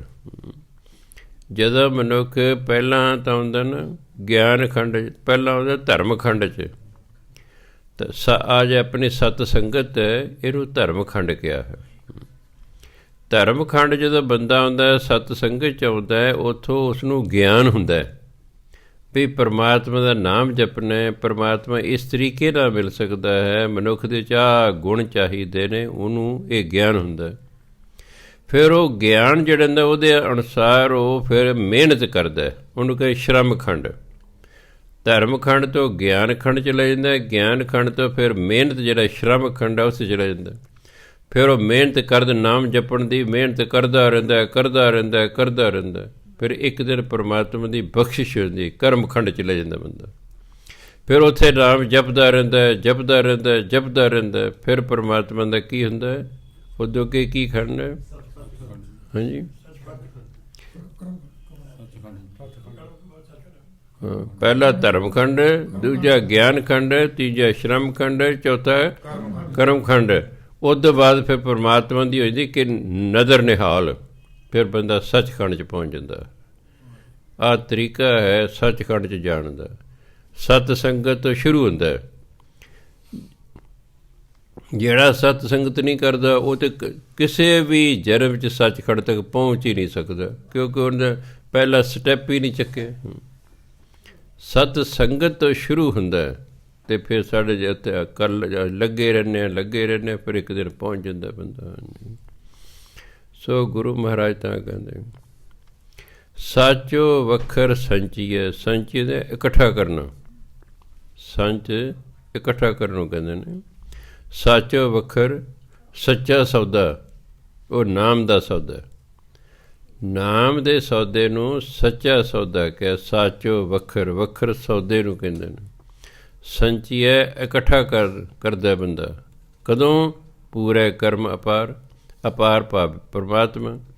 ਜਦੋਂ ਪਰਮਾਤਮਾ ਪੂਰੀ ਬਖਸ਼ਿਸ਼ ਕਰਦਾ ਨਾ, ਉਦੋਂ ਫਿਰ ਮਨੁੱਖ ਇਹ ਨਾਮ ਰੂਪੀ ਧਨ ਇਕੱਠਾ ਕਰਦਾ ਹੈ, ਨਾਮ ਦਾ ਸੌਦਾ ਫਿਰ ਇਕੱਠਾ ਕਰਦਾ। ਉਹਦੀ ਕਿਰਪਾ ਹੁੰਦੀ ਹੈ ਤਾਂ ਬੰਦਾ ਨਾਮ ਜਪਦਾ। ਉਹਦੀ ਕਿਰਪਾ ਤੋਂ ਬਿਨਾਂ ਕੁਛ ਨਹੀਂ ਹੁੰਦਾ ਹੈਗਾ।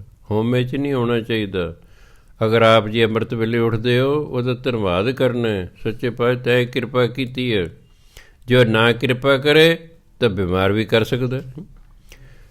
ਸਵੇਰੇ 7 ਵਜੇ ਮੈਂ ਆਖਿਆ ਵੀ ਚਲੋ ਹੁਣ ਭੋਗ ਪੈਣ ਦਾ ਨੇੜੇ, ਮੈਂ ਜਾ ਕੇ ਉੱਪਰ ਪਾਠ ਸੁਣਦਾ। ਸੰਡੇ ਦੀ ਗੱਲ ਹੈ। ਸਵੇਰੇ ਨਹਾਤਾ ਧੋਤਾ, 7 ਵਜੇ ਤੱਕ ਮੈਂ ਆਪਣਾ ਨਿਤਨੇਮ ਕਰ ਲਿਆ। ਮੈਂ ਚੱਲ ਮੈਂ ਵੀ ਵਾਸ਼ਰੂਮ ਜਾਵਾਂ ਵੀ ਫਿਰ ਉੱਪਰ ਜਾਣਾ, ਬੈਠ ਕੇ ਪਾਠ ਸੁਣਾਂਗੇ। ਹੇਠਾਂ ਵਿੱਚ ਬੈਠੇ ਹੀ ਪਾਠ ਕਰ ਲਿਆ। ਉੱਥੇ ਗਿਆ, ਮੈਨੂੰ ਉਲਟੀਆਂ ਲੱਗ ਗਈਆਂ, ਉਲਟੀਆਂ ਫਿਰ ਟੱਟੀਆਂ ਲੱਗ ਗਈਆਂ। ਉਹ ਫਿਰ 5-6 ਵਾਰ ਮੈਨੂੰ ਜਾਣਾ ਪਿਆ ਵਾਰੀ ਵਾਰੀ। ਉਹ ਇਸ ਲਈ ਸਾਰਾ ਪ੍ਰੋਗਰਾਮ ਲੰਘ ਗਿਆ। 12-1 ਵਜੇ ਜਾ ਕੇ ਮੈਂ ਠੀਕ ਹੋਇਆ। ਸੋ ਇਹ ਮਨੁੱਖ ਦੇ ਵੱਸ 'ਚ ਕੁਛ ਨਹੀਂ ਹੈ। ਚੰਗਾ ਭਲਾ ਸੀ, ਨਾ ਕੋਈ ਰਾਤ ਨੂੰ ਮੈਨੂੰ ਕੁਛ ਹੋਇਆ, ਨਾ ਕੋਈ ਸਵੇਰੇ ਹੋਇਆ ਹੈ। ਨਹਾਤਾ ਧੋਤਾ, ਸਾਰਾ ਨਿਤਨੇਮ ਕੀਤਾ, ਉੱਪਰ ਆਉਣ ਲੱਗਾ, ਆ ਹੋ ਗਿਆ। ਨਹੀਂ ਸੀ ਉਸ ਨੂੰ ਮਨਜ਼ੂਰ। ਇਸ ਲਈ ਜੇ ਕਦੇ ਸਤਸੰਗ ਪ੍ਰਾਪਤ ਹੋ ਜੇ, ਅੰਮ੍ਰਿਤ ਵੇਲੇ ਦਾ ਪ੍ਰਾਪਤ ਹੋ ਜੇ, ਨਾਮ ਜਪਣ ਨੂੰ, ਬਾਣੀ ਪੜ੍ਹਨ ਨੂੰ ਜੀ ਕਰੇ, ਉਹਦਾ ਧੰਨਵਾਦ ਕਰ, ਸੱਚੇ ਪਾਤਸ਼ਾਹ ਤੇਰੀ ਕਿਰਪਾ ਹੈ। ਕਿਉਂਕਿ ਉਹਦੀ ਕਿਰਪਾ ਸਿੱਧੀ ਨਹੀਂ ਦਿਸਿਆ ਕਰਦੀ। ਇਹ ਕੋਈ ਮਾਇਆ ਨਹੀਂ ਹੈ ਵੀ ਜੇ ਸਾਡੇ ਹੱਥ 5-10 ਰੁਪਈਏ ਆ ਜਾਣਗੇ। ਆਹੀ ਉਹਦੀ ਕਿਰਪਾ ਹੁੰਦੀ ਹੈ। ਇਹੀ ਕਿਰਪਾ ਵੀ ਦੂਰ ਵਾਲੇ ਆ ਗਏ ਅਤੇ ਜਿਹੜਾ ਹੇਠਾਂ ਰਹਿ ਰਿਹਾ ਉਹ ਆ ਨਹੀਂ ਸਕਿਆ, ਹੈ ਨਾ। 2-4 ਕਿਲੋਮੀਟਰ ਤੋਂ ਵੀ ਲੋਕ ਆ ਗਏ ਹੋਣਗੇ ਅਤੇ ਜਿਹੜਾ ਬਿਲਕੁਲ ਹੇਠਾਂ ਬੈਠਾ ਉਹ ਆ ਨਹੀਂ ਸਕਿਆ, ਨਹੀਂ ਨਾ ਕਿਰਪਾ ਸੀ। ਇਸ ਲਈ ਕਿਸੇ ਪ੍ਰਕਾਰ ਦੀ ਹਉਮੈ ਨਹੀਂ ਕਰਨੀ, ਮੈਂ ਜੀ ਅੰਮ੍ਰਿਤ ਵੇਲੇ ਉੱਠਦਾ ਜੀ, ਮੈਂ ਆਹ ਕਰਦਾ ਜੀ, ਮੈਂ ਉਹ ਕਰਦਾ ਜੀ। ਨਹੀਂ, ਇਹੀ ਕਹਿਣਾ ਸੱਚੇ ਪਾਤਸ਼ਾਹ ਤੂੰ ਹੀ ਅੰਮ੍ਰਿਤ ਵੇਲੇ ਉਠਾਉਣ ਵਾਲਾ ਹੈ ਅਤੇ ਤੂੰ ਹੀ ਇਹ ਭਜਨ ਬੰਦਗੀ ਕਰਾਉਣ ਵਾਲਾ ਹੈ। ਵੀ ਅੱਜ ਕਿਰਪਾ ਕੀਤੀ, ਕੱਲ੍ਹ ਨੂੰ ਵੀ ਕਿਰਪਾ ਕਰੀ। ਬੇਨਤੀ ਕਰਦੇ ਰਹਿਣਾ। ਸੋ ਪੂਰੇ ਕਰਮ ਅਪਾਰ, ਪਰਮਾਤਮਾ ਦੀ ਪੂਰੀ ਬਖਸ਼ਿਸ਼ ਹੋਵੇ। ਸਾਚੋ ਵੱਖਰ ਸੰਚੀਏ, ਫਿਰ ਮਨੁੱਖ ਇਸ ਸੱਚੇ ਸੌਦੇ ਨੂੰ, ਪਾਪ ਨਾਮ ਰੂਪੀ ਸੌਦੇ ਨੂੰ ਇਕੱਠਿਆਂ ਕਰਦਾ ਹੈ। ਸੰਚੀਏ ਇਕੱਠਿਆਂ ਕਰਦਾ ਹੈ। ਸੁਖ ਦਾਤਾ ਦੁੱਖ ਮੇਟਣ ਨੂੰ, ਸਤਿਗੁਰ ਅਸੁਰ ਸੰਘਾਰ। ਜਿਹੜਾ ਸਤਿਗੁਰ ਹੁੰਦਾ ਹੈ, ਇਹ ਸਾਡੇ ਅੰਦਰ ਰਾਖਸ਼ ਨੇ। ਬਾਹਰਲੇ ਰਾਖਸ਼ਾਂ ਤੋਂ ਸਾਨੂੰ ਡਰ ਨਹੀਂ। ਯਾਦ ਰੱਖੋ, ਮਨੁੱਖ ਨੂੰ ਬਾਹਰਲੇ ਦੁਸ਼ਮਣਾਂ ਤੋਂ ਇੰਨਾ ਡਰ ਨਹੀਂ ਜਿੰਨਾ ਅੰਦਰਲੇ ਦੁਸ਼ਮਣ ਸਾਡਾ ਨੁਕਸਾਨ ਕਰਦੇ ਨੇ। ਬਾਹਰਲੇ ਦੁਸ਼ਮਣ ਤਾਂ ਸਾਨੂੰ ਪਤਾ ਹੈ, ਉਸ ਤੋਂ ਬਚਾਅ ਲਈ ਤਾਂ ਸਾਡੇ ਕੋਲ ਸਾਧਨ ਨੇ, ਸਾਧਨ ਨੇ। ਅਸੀਂ ਕੋਸ਼ਿਸ਼ ਵੀ ਕਰਾਂਗੇ ਦੁਸ਼ਮਣ ਤਾਂ ਆਪਣਾ ਬਚਾਅ ਲਈ, ਪਰ 5 ਰਾਖਸ਼ ਦੇ ਅੰਦਰ ਨੇ, ਕਾਮ, ਕ੍ਰੋਧ, ਲੋਭ, ਮੋਹ, ਹੰਕਾਰ। ਇਹ 5 ਰਾਖਸ਼ ਨੇ। ਇਸ ਲਈ ਇਹਨਾਂ ਕਹਿੰਦੇ ਅਸੁਰ। ਸੰਘਾਰ ਹੁੰਦਾ ਮਾਰਨਾ, ਹਿੰਦੀ ਦਾ ਸ਼ਬਦ ਹੈ। ਸੰਘਾਰ ਹੁੰਦਾ ਮਾਰਨਾ। ਸੁਖ ਦਾਤਾ ਦੁੱਖ ਮੇਟਣੋ, ਸਤਿਗੁਰ ਅਸੁਰ ਸੰਘਾਰ। ਜਿਹੜਾ ਗੁਰੂ ਮਹਾਰਾਜ ਨੇ, ਇਹ ਸਾਡੇ ਅੰਦਰ ਜਿਹੜੇ 5 ਰਾਖਸ਼ ਨੇ, ਉਹਨਾਂ ਨੂੰ ਮਾਰ ਕੇ ਸਾਡੇ ਦੁੱਖ ਖਤਮ ਕਰ ਦਿੰਦਾ ਅਤੇ ਸਾਨੂੰ ਸੁੱਖ ਦੇ ਦਿੰਦਾ ਹੈ। ਗੁਰੂ ਨੂੰ ਸੁਖ ਦਾਤਾ ਕਿਹਾ ਹੈ, ਸੁੱਖਾਂ ਦਾ ਦਾਤਾ ਕਿਹਾ ਹੈ। ਦੁੱਖ ਮੇਟਣੋ, ਦੁੱਖਾਂ ਨੂੰ ਮਿਟਾਉਣ ਵਾਲਾ ਕਿਹਾ ਗਿਆ ਹੈ। ਅਤੇ ਜਿਹੜੇ ਸਾਡੇ ਅੰਦਰ ਰਾਖਸ਼ ਨੇ, ਭਾਵ ਮਾੜੀਆਂ ਬਿਰਤੀਆਂ ਨੇ, ਉਹਨਾਂ ਨੂੰ ਮਾਰਨ ਵਾਲਾ ਹੈ। ਭਵ ਜਲ ਬਿਖਮ ਡਰਾਵ ਨੂੰ, ਨਾ ਕੰਧੀ ਨਾ ਪਾਰ, ਨਾ ਬੇੜੀ ਨਾ ਤੁਲਹੜਾ, ਨਾ ਤਿਸ ਵੰਝ ਮਲਾਰ। ਸਤਿਗੁਰ ਭੈ ਕਾ ਬੋਹਿਥਾ, ਨਦਰੀ ਪਾਰ ਉਤਾਰ। ਭਵ ਜਲ ਇਹ ਸੰਸਾਰ ਉਹਨਾਂ ਨੂੰ ਭਵਜਲ ਕਿਹਾ ਗਿਆ। ਹਿੰਦੀ ਦਾ ਸ਼ਬਦ ਹੈ ਭਵਯ, ਬਹੁਤ ਵੱਡਾ। ਭਵਜਲ ਭਵ ਸਾਗਰ ਨੂੰ ਕਿਹਾ ਹੈ। ਬਿਖਮ ਹੁੰਦਾ ਔਖਾ, ਡਰਾਵਣ ਹੁੰਦਾ ਡਰਾਉਣਾ, ਕੰਧੀ ਹੁੰਦਾ ਕਿਨਾਰਾ, ਪਾਰ ਮੈਨੇ ਪਰਲਾ ਬੰਨਾ। ਇਹ ਸੰਸਾਰ ਸਮੁੰਦਰ ਬਹੁਤ ਡਰਾਉਣਾ ਹੈ ਅਤੇ ਇਹਨੂੰ ਪਾਰ ਕਰਨਾ ਬਹੁਤ ਔਖਾ ਹੈ, ਕਿਉਂਕਿ ਇਹਦਾ ਨਾ ਉਰਲਾ ਕਿਨਾਰਾ ਅਤੇ ਨਾ ਕੋਈ ਪਰਲਾ ਕਿਨਾਰਾ ਦਿਸਦਾ। ਕਾਮ, ਕ੍ਰੋਧ, ਲੋਭ, ਮੋਹ, ਹੰਕਾਰ ਨੂੰ ਸੰਸਾਰ ਸਮੁੰਦਰ ਕਿਹਾ ਗਿਆ ਹੈ। ਇਹ ਪੰਜਾਂ ਤੋਂ ਬਚ ਕੇ ਇੱਥੇ ਜੀਵਨ ਜਿਉਣਾ ਅਤੀ ਕਠਿਨ ਹੈ। ਕੋਈ ਵਿਰਲਾ ਟਾਵੇਂ ਅਤੇ ਜਿਹੜਾ ਨਾ ਪੰਜਾਂ ਤੋਂ ਬਚ ਜਾਏ ਗੁਰੂ ਦੀ ਕਿਰਪਾ ਨਾਲ, ਉਹੀ ਬ੍ਰਹਮ ਗਿਆਨੀ ਹੋ ਸਕਦਾ, ਬਾਕੀ ਨਹੀਂ ਹੋ ਸਕਦਾ। ਬਾਕੀ ਜਿੰਨੇ ਭਾਵੇਂ 10 ਜਨਮ ਲੱਗੇ ਰਹੋ ਭਜਨ ਬੰਦਗੀ ਕਰਨ 'ਤੇ। ਇਸ ਲਈ ਜਿਹੜਾ ਭਾਵ ਸਾਗਰ, ਸੰਸਾਰ ਨੂੰ ਭਾਵ ਸਾਗਰ ਕਿਹਾ। ਇਹ ਜਿਹੜਾ ਹੈ ਭਾਵ, ਇਹ ਕਾਮ, ਕ੍ਰੋਧ, ਲੋਭ, ਮੋਹ, ਹੰਕਾਰ ਨੂੰ ਕਿਹਾ ਭਵਜਲ। ਬਿਖਮ ਹਿੰਦੀ ਦਾ ਸ਼ਬਦ ਹੈ ਔਖਾ, ਡਰਾਵਣੋਂ ਡਰਾਉਣਾ, ਕੰਧੀ ਕਿਨਾਰਾ, ਉਰਲਾ ਕਿਨਾਰਾ, ਪਾਰ ਪਰਲਾ ਕਿਨਾਰਾ। ਨਾ ਦਾ ਕੋਈ ਉਰਲਾ ਕਿਨਾਰਾ, ਨਾ ਕੋਈ ਪਰਲਾ ਕਿਨਾਰਾ। ਇਹ ਐਸਾ ਸੰਸਾਰ ਸਮੁੰਦਰ ਹੈ। ਇਹਨੂੰ ਤਰਨਾ ਬੜਾ ਬਿਖਮ ਕਠਿਨ ਹੈ। ਇਹ ਬੜਾ ਡਰਾਉਣਾ ਭਿਆਨਕ ਹੈ। ਨਾ ਬੇੜੀ ਨਾ ਤੁਲਹੜਾ। ਧਿਆਨ ਦੇਣਾ, ਜਿਹੜੇ ਬੇੜੀ ਹੁੰਦੇ, ਜਿਹਨੂੰ ਕਿਸ਼ਤੀ ਕਹਿੰਦੇ ਨੇ, ਇਹਦੇ ਸਾਈਡਾਂ 'ਤੇ ਫੱਟੇ ਲੱਗੇ ਹੁੰਦੇ ਨੇ। ਬੰਦਾ ਆਰਾਮ ਨਾਲ ਬੈਠਾ ਰਹਿੰਦਾ, ਉਹ ਡਰਦਾ ਨਹੀਂ ਹੈ ਵੀ ਇੱਧਰ ਉੱਧਰ ਡਿੱਗ ਨਾ ਪਵੇ। ਜਿਹੜਾ ਤੁਲਹੜਾ ਹੁੰਦਾ ਉਹ ਹੇਠਾਂ ਹੀ ਸਿਰਫ ਫੱਟਾ ਹੁੰਦਾ, ਸਾਈਡਾਂ 'ਤੇ ਨਹੀਂ ਹੁੰਦੇ ਫੱਟੇ ਉਹਦੇ ਲੱਗੇ, ਉਹਨੂੰ ਤੁਲਹੜਾ ਕਹਿੰਦੇ ਨੇ। ਪਹਿਲਾਂ ਤੁਲਹੜੇ ਹੁੰਦੇ ਸਨ, ਹੌਲੀ ਹੌਲੀ ਫਿਰ ਮਨੁੱਖ ਨੇ ਕੱਢ ਲਈ, ਆਲੇ ਦੁਆਲੇ ਫੱਟੇ ਲਾ ਕੇ ਉਹਦੀ ਕਿਸ਼ਤੀ ਬਣਾਤੀ। ਫਿਰ ਉਹਨੇ ਹੋਰ ਦੇਖਿਆ ਵੀ ਜੇ ਅੱਗੋਂ ਕਿਸ਼ਤੀ ਚੌੜੀ ਹੋਵੇਗੀ ਤਾਂ ਉਹਨੂੰ ਪਾਣੀ 'ਚ ਲੰਘਾਉਣਾ ਔਖਾ ਹੈ। ਉਹਨੇ ਅੱਗੋਂ ਪਤਲੀ ਕਰ ਲਈ, ਕਿਸ਼ਤੀ ਨੂੰ ਅੱਗੋਂ ਹੀ ਪਤਲੀ ਕਰ ਲਿਆ, ਪਿੱਛੋਂ ਵੀ ਪਤਲੀ ਕਰ ਲਿਆ। ਕਦੇ ਨੋਟ ਕਰਿਓ, ਦੇਖੋ ਕਿਸ਼ਤੀ ਦੇ ਅੱਗੋਂ ਵੀ ਸੌੜੀ ਹੈ, ਪਿੱਛੋਂ ਵਿਚਾਲੇ ਚੌੜੀ ਹੈ, ਤਾਂ ਜੋ ਪਾਣੀ ਦੇ ਉੱਤੇ ਆਸਾਨੀ ਨਾਲ ਤਰ ਸਕੇ, ਲਹਿਰਾਂ ਨੂੰ ਆਸਾਨੀ ਨਾਲ ਕ੍ਰੋਸ ਕਰ ਸਕੇ। ਨਾ ਬੇੜੀ ਨਾ ਤੁਲਹੜਾ ਨਾ ਤਿਸ ਵੰਝ। ਪਾਕਿਸਤਾਨ 'ਚ ਵੰਝ ਕਹਿੰਦੇ ਸੀ, ਇੱਧਰ ਬਾਂਸ ਕਹਿੰਦੇ ਸੀ, ਜਿਹਨੂੰ ਚੱਪੂ ਕਹਿੰਦੇ ਆ। ਮਲਾਰ ਹੁੰਦਾ ਮਲਾਹ, ਜਿਹੜਾ ਬੇੜੀ ਨੂੰ ਚਲਾਉਂਦਾ ਹੈ। ਬੇੜੀ ਨੂੰ ਚਲਾਉਣ ਵਾਲੇ ਨੂੰ ਮਲਾਰ ਕਹਿੰਦੇ, ਭਾਵ ਮਲਾਹ। ਅਤੇ ਵੰਝ ਹੁੰਦਾ ਬਾਂਸ, ਭਾਵ ਚੱਪੂ। ਉਹ ਚੱਪੂ, ਉਹਦੇ ਕੋਲ 2 ਚੱਪੂ ਹੁੰਦੇ ਨੇ, ਇਸ ਤਰ੍ਹਾਂ ਮਾਰ ਦਿੰਦਾ ਪਾਣੀ 'ਚ, ਉਹ ਪਾਣੀ ਨੂੰ ਪਿੱਛੇ ਹਟਾਉਂਦਾ ਰਹਿੰਦਾ, ਬੇੜੀ ਅੱਗੇ ਜਾਈ ਜਾਂਦੀ ਹੈ। ਜਦ ਤੁਸੀਂ ਤਰਦੇ ਹੋ ਪਾਣੀ 'ਤੇ ਤਾਂ ਵੀ ਹੱਥ ਮਾਰਦੇ ਹੋ ਕਿ ਨਹੀਂ? ਉਹ ਆਹੀ ਮਤਲਬ, ਪਾਣੀ ਨੂੰ ਅਸੀਂ ਪਿੱਛੇ ਹਟਾਉਂਦੇ ਹੱਥਾਂ ਨਾਲ ਅਤੇ ਆਪ ਅੱਗੇ ਜਾਈ ਜਾਂਦੇ, ਬਸ ਆਹੀ ਮਤਲਬ ਹੱਥ ਮਾਰਨ ਦਾ। ਹੱਥ ਮਾਰਨ ਦਾ ਆਹੀ ਮਤਲਬ। ਇੱਕ ਹੁੰਦਾ ਜਦੋਂ ਅਸੀਂ ਐਕਸ਼ਨ ਦੇ ਵਿੱਚ ਹਾਂ, ਫਿਰ ਡੁੱਬਣ ਦਾ ਘੱਟ ਖਤਰਾ ਹੈ। ਜਦੋਂ ਅਸੀਂ ਐਕਸ਼ਨ 'ਚ ਨਹੀਂ ਤਾਂ ਅਸੀਂ ਡੁੱਬ ਸਕਦੇ ਹਾਂ। ਇਹ ਤਾਂ ਬਹੁਤ ਘੱਟ ਲੋਕ ਨੇ, ਮੈਂ ਪਾਣੀ ਦੇ ਉੱਤੇ ਪੁੱਠਿਆ ਲੇਟ ਕੇ ਵੀ ਲੋਕਾਂ ਨੂੰ ਤਰਦੇ ਦੇਖਿਆ, ਐਂ ਜਾ ਰਹੇ ਹੁੰਦੇ ਆਰਾਮ ਨਾਲ। ਉਹ ਬਾਕੀ ਪ੍ਰੈਕਟਿਸ ਹੈ ਨਾ। ਪਹਿਲਾਂ ਤਾਂ ਜਿਵੇਂ ਸਿੱਖਣਾ ਹੁੰਦਾ ਉਸ ਤਰ੍ਹਾਂ ਕੀਤਾ ਜਾਂਦਾ। ਸੋ ਪਹਿਲਾਂ ਤਾਂ ਹੱਥ ਪੈਰ ਮਾਰੇ ਜਾਂਦੇ ਨੇ ਤਾਂ ਜੋ ਅਸੀਂ ਅੱਗੇ ਜਾ ਸਕੀਏ। ਹਾਂਜੀ, ਸੋ ਵੰਝ ਨੂੰ ਬਾਂਸ ਨੂੰ ਕਹਿੰਦੇ ਨੇ, ਭਾਵ ਇੱਥੇ ਚੱਪੂ ਤੋਂ ਹੈ। ਮਲਾਰ ਮਲਾਹ ਨੂੰ ਕਹਿੰਦੇ ਨੇ। ਹੁਣ ਇਹ ਭਵਜਲ ਲੰਘਣਾ, ਇਸ ਭਵ ਸਾਗਰ ਨੂੰ ਲੰਘਣ ਲਈ ਨਾ ਤਾਂ ਬੇੜੀ ਹੈ, ਨਾ ਤੁਲੜ ਹੈ, ਨਾ ਚੱਪੂ ਹੈ, ਨਾ ਹੀ ਕੋਈ ਮਲਾਹ ਹੈ। ਸਤਿਗੁਰ ਭੈ ਕਾ ਬੋਹਿਥਾ, ਨਦਰੀ ਪਾਰ ਉਤਾਰ। ਪਰ ਜਿਹੜਾ ਗੁਰੂ ਹੈ ਨਾ, ਭੈ ਤੋਂ ਇੱਥੇ ਡਰ ਤੋਂ ਨਹੀਂ ਹੈ। ਭੈ ਦਾ ਮਤਲਬ ਭਵ ਸਾਗਰ। ਜੋ ਗੁਰੂ ਮਹਾਰਾਜ ਨੇ ਬੋਹਿਥਾ ਹੁੰਦਾ ਜਹਾਜ਼, ਸਮੁੰਦਰੀ ਜਹਾਜ਼ ਨੂੰ ਬੋਹਿਥ ਕਹਿੰਦੇ ਨੇ। ਜੋ ਗੁਰੂ ਮਹਾਰਾਜ ਨੇ ਇਹ ਭਵ ਸਾਗਰ ਦੇ ਵਿੱਚ ਜਹਾਜ਼ ਨੇ, ਨਜ਼ਰੀ ਪਾਰ ਉਤਾਰ। ਉਹ ਆਪਣੀ ਕਿਰਪਾ ਦ੍ਰਿਸ਼ਟੀ ਦੇ ਨਾਲ ਇਸ ਮਨੁੱਖ ਦਾ ਪਾਰ ਉਤਾਰਾ ਕਰ ਦਿੰਦੇ ਨੇ। ਨਜ਼ਰੀ ਇੱਕ ਉਹਦੇ ਨਜ਼ਰੀ, ਰਾਇਣ ਬਿਹਾਰੀ ਬਿੰਦੀ ਉਹਦਾ ਅੱਖਾਂ ਨਾਲ। ਨਜ਼ਰੀ ਆਮਦਾ ਸਭ ਕੁਛ ਜਾਸੀ, ਜੋ ਅੱਖਾਂ ਨਾਲ ਦਿਖਾਈ ਦੇ ਰਿਹਾ ਸਭ ਖਤਮ ਹੋ ਜਾਣਾ ਹੈ। ਨਦਰੀ ਹੁੰਦਾ ਅੱਖਾਂ ਨਾਲ, ਇਹ ਨਦਰੀ ਹੁੰਦਾ ਨਦਰੀ ਦੋ ਅਰਥ ਨੇ, ਪਰਮਾਤਮਾ ਅਤੇ ਦੂਜਾ ਹੁੰਦਾ ਕਿਰਪਾ ਦ੍ਰਿਸ਼ਟੀ ਨਾਲ। ਸੋ ਗੁਰੂ ਮਹਾਰਾਜ ਜਿਹੜੇ ਨੇ ਇਹ ਭਵ ਸਾਗਰ ਦੇ ਵਿੱਚ ਜਹਾਜ਼ ਦਾ ਕੰਮ ਕਰਦੇ ਨੇ ਅਤੇ ਆਪਣੀ ਕਿਰਪਾ ਦ੍ਰਿਸ਼ਟੀ ਦੇ ਨਾਲ ਆਪਣੇ ਚੇਲੇ ਦਾ ਪਾਰ ਉਤਾਰਾ ਕਰ ਦਿੰਦੇ ਹਨ।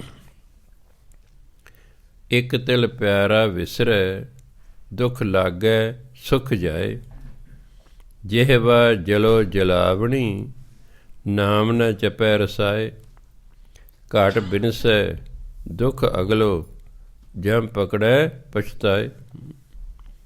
ਇੱਕ ਤਿਲ ਪਿਆਰਾ ਵਿਸਰੈ, ਦੁੱਖ ਲਾਗੈ ਸੁਖ ਜਾਏ। ਇੱਕ ਤਿਲ, ਇੱਕ ਸੈਕਿੰਡ ਲਈ ਵੀ, ਜੇ ਇੱਕ ਸੈਕਿੰਡ ਲਈ ਵੀ ਪਰਮਾਤਮਾ ਵਿਸਰ ਜਾਏ ਨਾ, ਫਿਰ ਦੁੱਖ ਆ ਲੱਗਦਾ, ਸੁੱਖ ਖਤਮ ਹੋ ਜਾਂਦਾ ਹੈ। ਕਿਉਂਕਿ ਪਰਮਾਤਮਾ ਦੇ ਨਾਮ 'ਚ ਸੁੱਖ ਹੈ, ਬਾਕੀ ਤਾਂ ਦੁੱਖ ਹੀ ਦੁੱਖ ਹੈ। ਸੁੱਖ ਨਾਹੀਂ ਰੇ ਹਰ ਭਗਤ ਬਿਨਾ, ਸੁੱਖ ਚਾਹੀਦਾ ਤਾਂ ਨਾਮ ਜਪੋ, ਦੁੱਖ ਚਾਹੀਦਾ ਤਾਂ ਫਿਰ ਠੀਕ ਹੈ, ਆਪਣਾ ਪਏ ਰਹੋ, ਮੌਜਾਂ ਕਰ, ਜੋ ਮਰਜ਼ੀ ਪਏ ਕਰੋ। ਇਹ ਤਾਂ ਪਰਮਾਤਮਾ ਦੇ ਨਾਮ ਦੇ ਵਿੱਚ, ਬਾਣੀ ਦੇ ਵਿੱਚ ਹੀ ਸੁੱਖ ਹੈ। ਪਰ ਮਨੁੱਖ ਨੂੰ ਗਿਆਨ ਨਹੀਂ। ਜੇ ਗਿਆਨ ਹੁੰਦਾ ਤਾਂ ਪ੍ਰੈਕਟੀਕਲ ਨਹੀਂ ਕਰਦਾ ਹੈਗਾ। ਗਿਆਨ ਤਾਂ ਆਪਾਂ ਸਾਰਿਆਂ ਨੂੰ ਹੋ ਗਿਆ। ਕਿੰਨੀ ਕੁ ਦੇਰ ਨਾਮ ਜਪਦੇ ਹਾਂ ਜੀ ਆਪਾਂ, ਕਿੰਨੀ ਕੁ ਦੇਰ ਜਪਦੇ, ਭੁੱਲ ਭੁਲਾ ਜਾਂਦਾ ਬਸ। ਫਿਰ ਕਦੇ ਯਾਦ ਆ ਗਿਆ, ਠੀਕ ਹੈ, ਵਾਹਿਗੁਰੂ ਵਾਹਿਗੁਰੂ ਨਿਕਲਿਆ, ਨਹੀਂ ਤਾਂ ਸੈਰ ਵੀ ਕਰ ਰਿਹਾ ਹੈ, ਪਤਾ ਨਹੀਂ ਕੀ ਸੋਚੀ ਜਾਂਦਾ ਹੁੰਦਾ। ਸੈਰ ਕਰਦਿਆਂ ਹੋਇਆਂ ਜੇ ਤਾਂ ਤੁਸੀਂ ਦੋ ਬੰਦੇ ਰਲ ਕੇ ਸੈਰ ਕਰ ਰਹੇ ਹੋ, ਫਿਰ ਤਾਂ ਨਾਮ ਜਪੇ ਨਹੀਂ ਜਾ, ਫਿਰ ਤਾਂ ਗੱਲਾਂ ਮਾਰੋਗੇ। ਉਹ ਵੀ ਪੋਲੀਟੀਕਲ ਹੋਣਗੀਆਂ ਜਾਂ ਜੱਟਾਂ ਦੀਆਂ ਹੋਣਗੀਆਂ, ਹੋਰ ਤਾਂ ਤੀਜੀ ਗੱਲ ਹੀ ਕੋਈ ਨਹੀਂ ਰਹੇਗੀ। ਆਹ ਗੱਲਾਂ ਕਰੋਗੇ। ਜੇ ਇਕੱਲੇ ਹੋ ਤਾਂ ਜੇ ਕੋਈ ਭਾਈ ਕੁੜੀ ਵਿਆਹੁਣ ਵਾਲੀ ਹੈ, ਕੋਈ ਹੋਰ ਹੈ, ਬਸ ਉਹਦੇ ਬਾਰੇ ਸੋਚੀ ਜਾਓਗੇ। ਰਾਮ ਰਾਮ ਤਾਂ ਘੱਟ ਹੀ ਹੁੰਦਾ, ਵਾਹਿਗੁਰੂ ਵਾਹਿਗੁਰੂ ਤਾਂ ਘੱਟ ਹੀ ਹੁੰਦਾ। ਇਹ ਸਾਰਿਆਂ ਨਾਲ ਹੀ ਹੈ।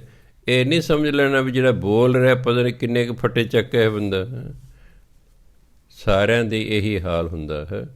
ਉਹ ਤਾਂ ਜਿਨ੍ਹਾਂ ਦੇ ਭਾਗਾਂ 'ਚ ਸੰਤ ਮਹਾਤਮਾ ਬਣਨਾ ਲਿਖਿਆ ਹੁੰਦਾ, ਉਹ ਫਿਰ ਲੱਗੇ ਰਹਿੰਦੇ ਨੇ। ਇੱਕੋ ਲਗਨ ਲੱਗੀ ਲਈ ਜਾਂਦੀ ਹੈ, ਟੋਰ ਅਨੰਤ ਉਹਨਾਂ ਦੀ, ਵਸਲੋਂ ਉਰੇ ਮੁਕਾਮ ਨਾ ਕੋਈ। ਮਿਲਾਪ ਤੁਰਾਂ ਕਿਤੇ ਰੁਕਦੇ ਹੀ ਨਹੀਂ। ਉਹ ਤੁਰੇ ਜਾਂਦੇ ਨੇ, ਤੁਰੇ ਪਰ ਨਾਮ ਜਪਦੇ ਰਹਿੰਦੇ ਨੇ, ਜਪਦੇ ਰਹਿੰਦੇ ਨੇ, ਜਪਦੇ ਰਹਿੰਦੇ ਨੇ। ਜਿੰਨਾ ਚਿਰ ਰੱਬ ਨਾਲ ਮਿਲਾਪ ਨਹੀਂ ਹੋ ਜਾਂਦਾ, ਉਹਨਾਂ ਚਿਰ ਜਪਦੇ ਹੀ ਰਹਿੰਦੇ ਨੇ ਬਸ। ਉਦੋਂ ਉਰੇ ਮੁਕਾਮ ਹੁੰਦਾ ਠਹਿਰਾ, ਕਿਤੇ ਰੁਕਦੇ ਹੀ ਨਹੀਂ ਕਿਤੇ ਉਹ। ਸੋ ਉਹ ਤਾਂ ਫਿਰ ਵਿਰਲੇ ਟਾਵੇਂ ਹੁੰਦੇ ਹਨ। ਇਸ ਲਈ ਆਪਣੇ ਕੋਲ ਜਿੰਨਾ ਵੀ ਸਮਾਂ ਮਿਲੇ, ਕੋਸ਼ਿਸ਼ ਕਰਨੀ ਅਸੀਂ ਉਹ ਸਮੇਂ ਨੂੰ ਸਫਲਿਆਂ ਕੀਤਾ ਜਾ ਸਕੇ। ਇੱਕ ਤਿਲ ਪਿਆਰਾ ਵਿਸਰੈ, ਦੁੱਖ ਲਾਗੈ ਸੁਖ ਜਾਏ। ਜੇ ਇੱਕ ਸੈਕਿੰਡ ਲਈ ਪਰਮਾਤਮਾ ਵਿਸਰ ਜਾਏ ਨਾ, ਫਿਰ ਜੀਵ ਨੂੰ ਦੁੱਖ ਲੱਗਦਾ ਅਤੇ ਸੁੱਖ ਖਤਮ ਹੋ ਜਾਂਦਾ ਹੈ। ਜਿਹਵਾ ਜੀਵ ਨੂੰ ਕਹਿੰਦੇ ਨੇ। ਇਹ ਜੀਵਾ ਨਹੀਂ ਬੋਲਣਾ ਇਸ ਨੂੰ। ਕਈ ਪਾਠੇ ਮੈਂ ਜੀਵਾ ਬੋਲਦੇ ਸੁਣੇ। ਜੱਜਰ ਸਿਹਾਰੀ ਹੈ, ਪੜ੍ਹਦੇ ਬੜੇ ਧਿਆਨ ਨਾਲ ਪੜ੍ਹੀਦਾ ਹੁੰਦਾ। ਦਾਤੇ ਨੇ ਸਾਨੂੰ ਵਿੱਦਿਆ ਦਿੱਤੀ ਹੋਈ ਹੈ, ਅੱਖਾਂ ਦਿੱਤੀਆਂ ਹੋਈਆਂ ਹਨ। ਜਿਹਵਾ ਜਲੋ ਜਲਾਵਣੀ, ਨਾਮ ਨਾ ਜਪੈ ਰਸਾਏ। ਜਲਾਵਣੀ ਸਾੜ ਦੇਣ ਯੋਗ। ਜਲਾਵਣੀ ਦਾ ਮਤਲਬ ਸਾੜ ਦੇਣ ਯੋਗ। ਉਹ ਜੀਵ ਸਾੜ ਦੇਣ ਯੋਗ ਹੈ। ਉਹ ਜੀਵ ਸੜ ਜਾਣੀ ਚਾਹੀਦੀ ਹੈ। ਨਾਮ ਨਾ ਜਪੈ ਰਸਾਏ, ਜਿਹੜਾ ਰਸ ਲੈ ਕੇ ਨਾਮ ਨਹੀਂ ਜਪਦੀ ਹੈ, ਜਿਹੜੀ ਪਿਆਰ ਸਹਿਤ ਸਵਾਦ ਸਹਿਤ ਨਾਮ ਨਹੀਂ ਜਪਦੀ, ਕਹਿੰਦੇ ਉਹ ਜੀਵ ਤਾਂ ਸੜ ਜਾਣੀ ਚਾਹੀਦੀ ਹੈ। ਉਹ ਸਾੜਨ ਯੋਗ ਹੈ। ਰਸਾਇਆ ਦਾ ਰਸ ਲੈ ਕੇ। ਕਈ ਵਾਰੀ ਆਪਾਂ ਕੋਈ ਕੰਮ ਉਹ 'ਚ ਆਪਾਂ ਨੂੰ ਬੜਾ ਰਸ ਆ ਰਿਹਾ ਹੁੰਦਾ ਹੈ, ਕੋਈ ਚੀਜ਼ ਖਾ ਰਹੇ ਉਸ 'ਚ ਬੜਾ ਰਸ ਆ ਰਿਹਾ ਹੁੰਦਾ ਹੈ। ਕਈ ਵਾਰੀ ਬਾਣੀ ਪੜ੍ਹ ਜੀ ਕਿਸੇ ਕਿਸੇ ਦਿਨ ਬੜਾ ਰਸ ਆਉਂਦਾ ਹੈ, ਕਿਸੇ ਕਿਸੇ ਦਿਨ ਨਾਮ ਜਪਣ ਜੀ ਬੜਾ ਰਸ ਆਉਂਦਾ ਹੈ। ਪਰ ਕਿ ਜਿਹੜੀ ਜੀਵ ਰਸ ਦੇ ਨਾਲ ਪਿਆਰ ਸਹਿਤ ਭਾਵ ਨਾਮ ਨਹੀਂ ਨਾ ਜਪਦੀ, ਉਹ ਜੀਵ ਤਾਂ ਸੜ ਜਾਣੀ ਚਾਹੀਦੀ ਹੈ, ਕਿਉਂਕਿ ਉਹ ਸਾੜਨ ਯੋਗ ਹੈ। ਘਾਟ ਬਿਨਸੈ ਦੁੱਖ ਅਗਲੋ, ਜਮ ਪਕੜੈ ਪਛਤਾਏ। ਫਿਰ ਜਿਹੜਾ ਨਾਮ ਨਹੀਂ ਨਾ ਜਪਦਾ, ਘਾਟ ਬਿਨਸੈ। ਘਾਟ ਸਰੀਰ ਨੂੰ ਕਹਿੰਦੇ ਨੇ। ਹਿੰਦੀ ਘਾਟ ਘੜੇ ਨੂੰ ਵੀ ਕਹਿੰਦੇ ਨੇ। ਘਾਟ ਘੜੇ ਨੂੰ ਵੀ ਕਹਿੰਦੇ ਨੇ। ਇੱਥੇ ਸਰੀਰ ਹੈ। ਬਿਨਸੈ ਹੁੰਦਾ ਖਤਮ ਹੋ ਜਾਣਾ। ਜਦੋਂ ਕਿਤੇ ਸਰੀਰ ਖਤਮ ਹੁੰਦਾ, ਪਾਪ ਮਰ ਜਾਂਦਾ ਹੈ, ਬੰਦਾ ਮਰ ਜਾਂਦਾ, ਦੁੱਖ ਅਗਲੋ ਹੁੰਦਾ ਬਹੁਤ ਜ਼ਿਆਦਾ। ਇਸ ਮਨੁੱਖ ਨੂੰ ਫਿਰ ਬਹੁਤ ਦੁੱਖ ਸਹਿਣਾ ਪੈਂਦਾ ਹੈ। ਜੰਮ ਪਕੜੈ, ਕਿਉਂਕਿ ਜੰਮ ਇਹਨੂੰ ਫੜ ਲੈਂਦਾ, ਫਿਰ ਪਛਤਾਉਂਦਾ ਵੀ ਉਹ ਨਾਮ ਨਹੀਂ ਜਪਿਆ। ਉਦੋਂ ਅਬ ਪਛਤਾਏ ਕਿਆ ਹੋਤ, ਜਬ ਚਿੜੀਆਂ ਚੁਗ ਗਈ ਖੇਤ। ਹੁਣ ਪਛਤਾਉਣ ਦਾ ਕੀ ਬਣਦਾ ਹੈ?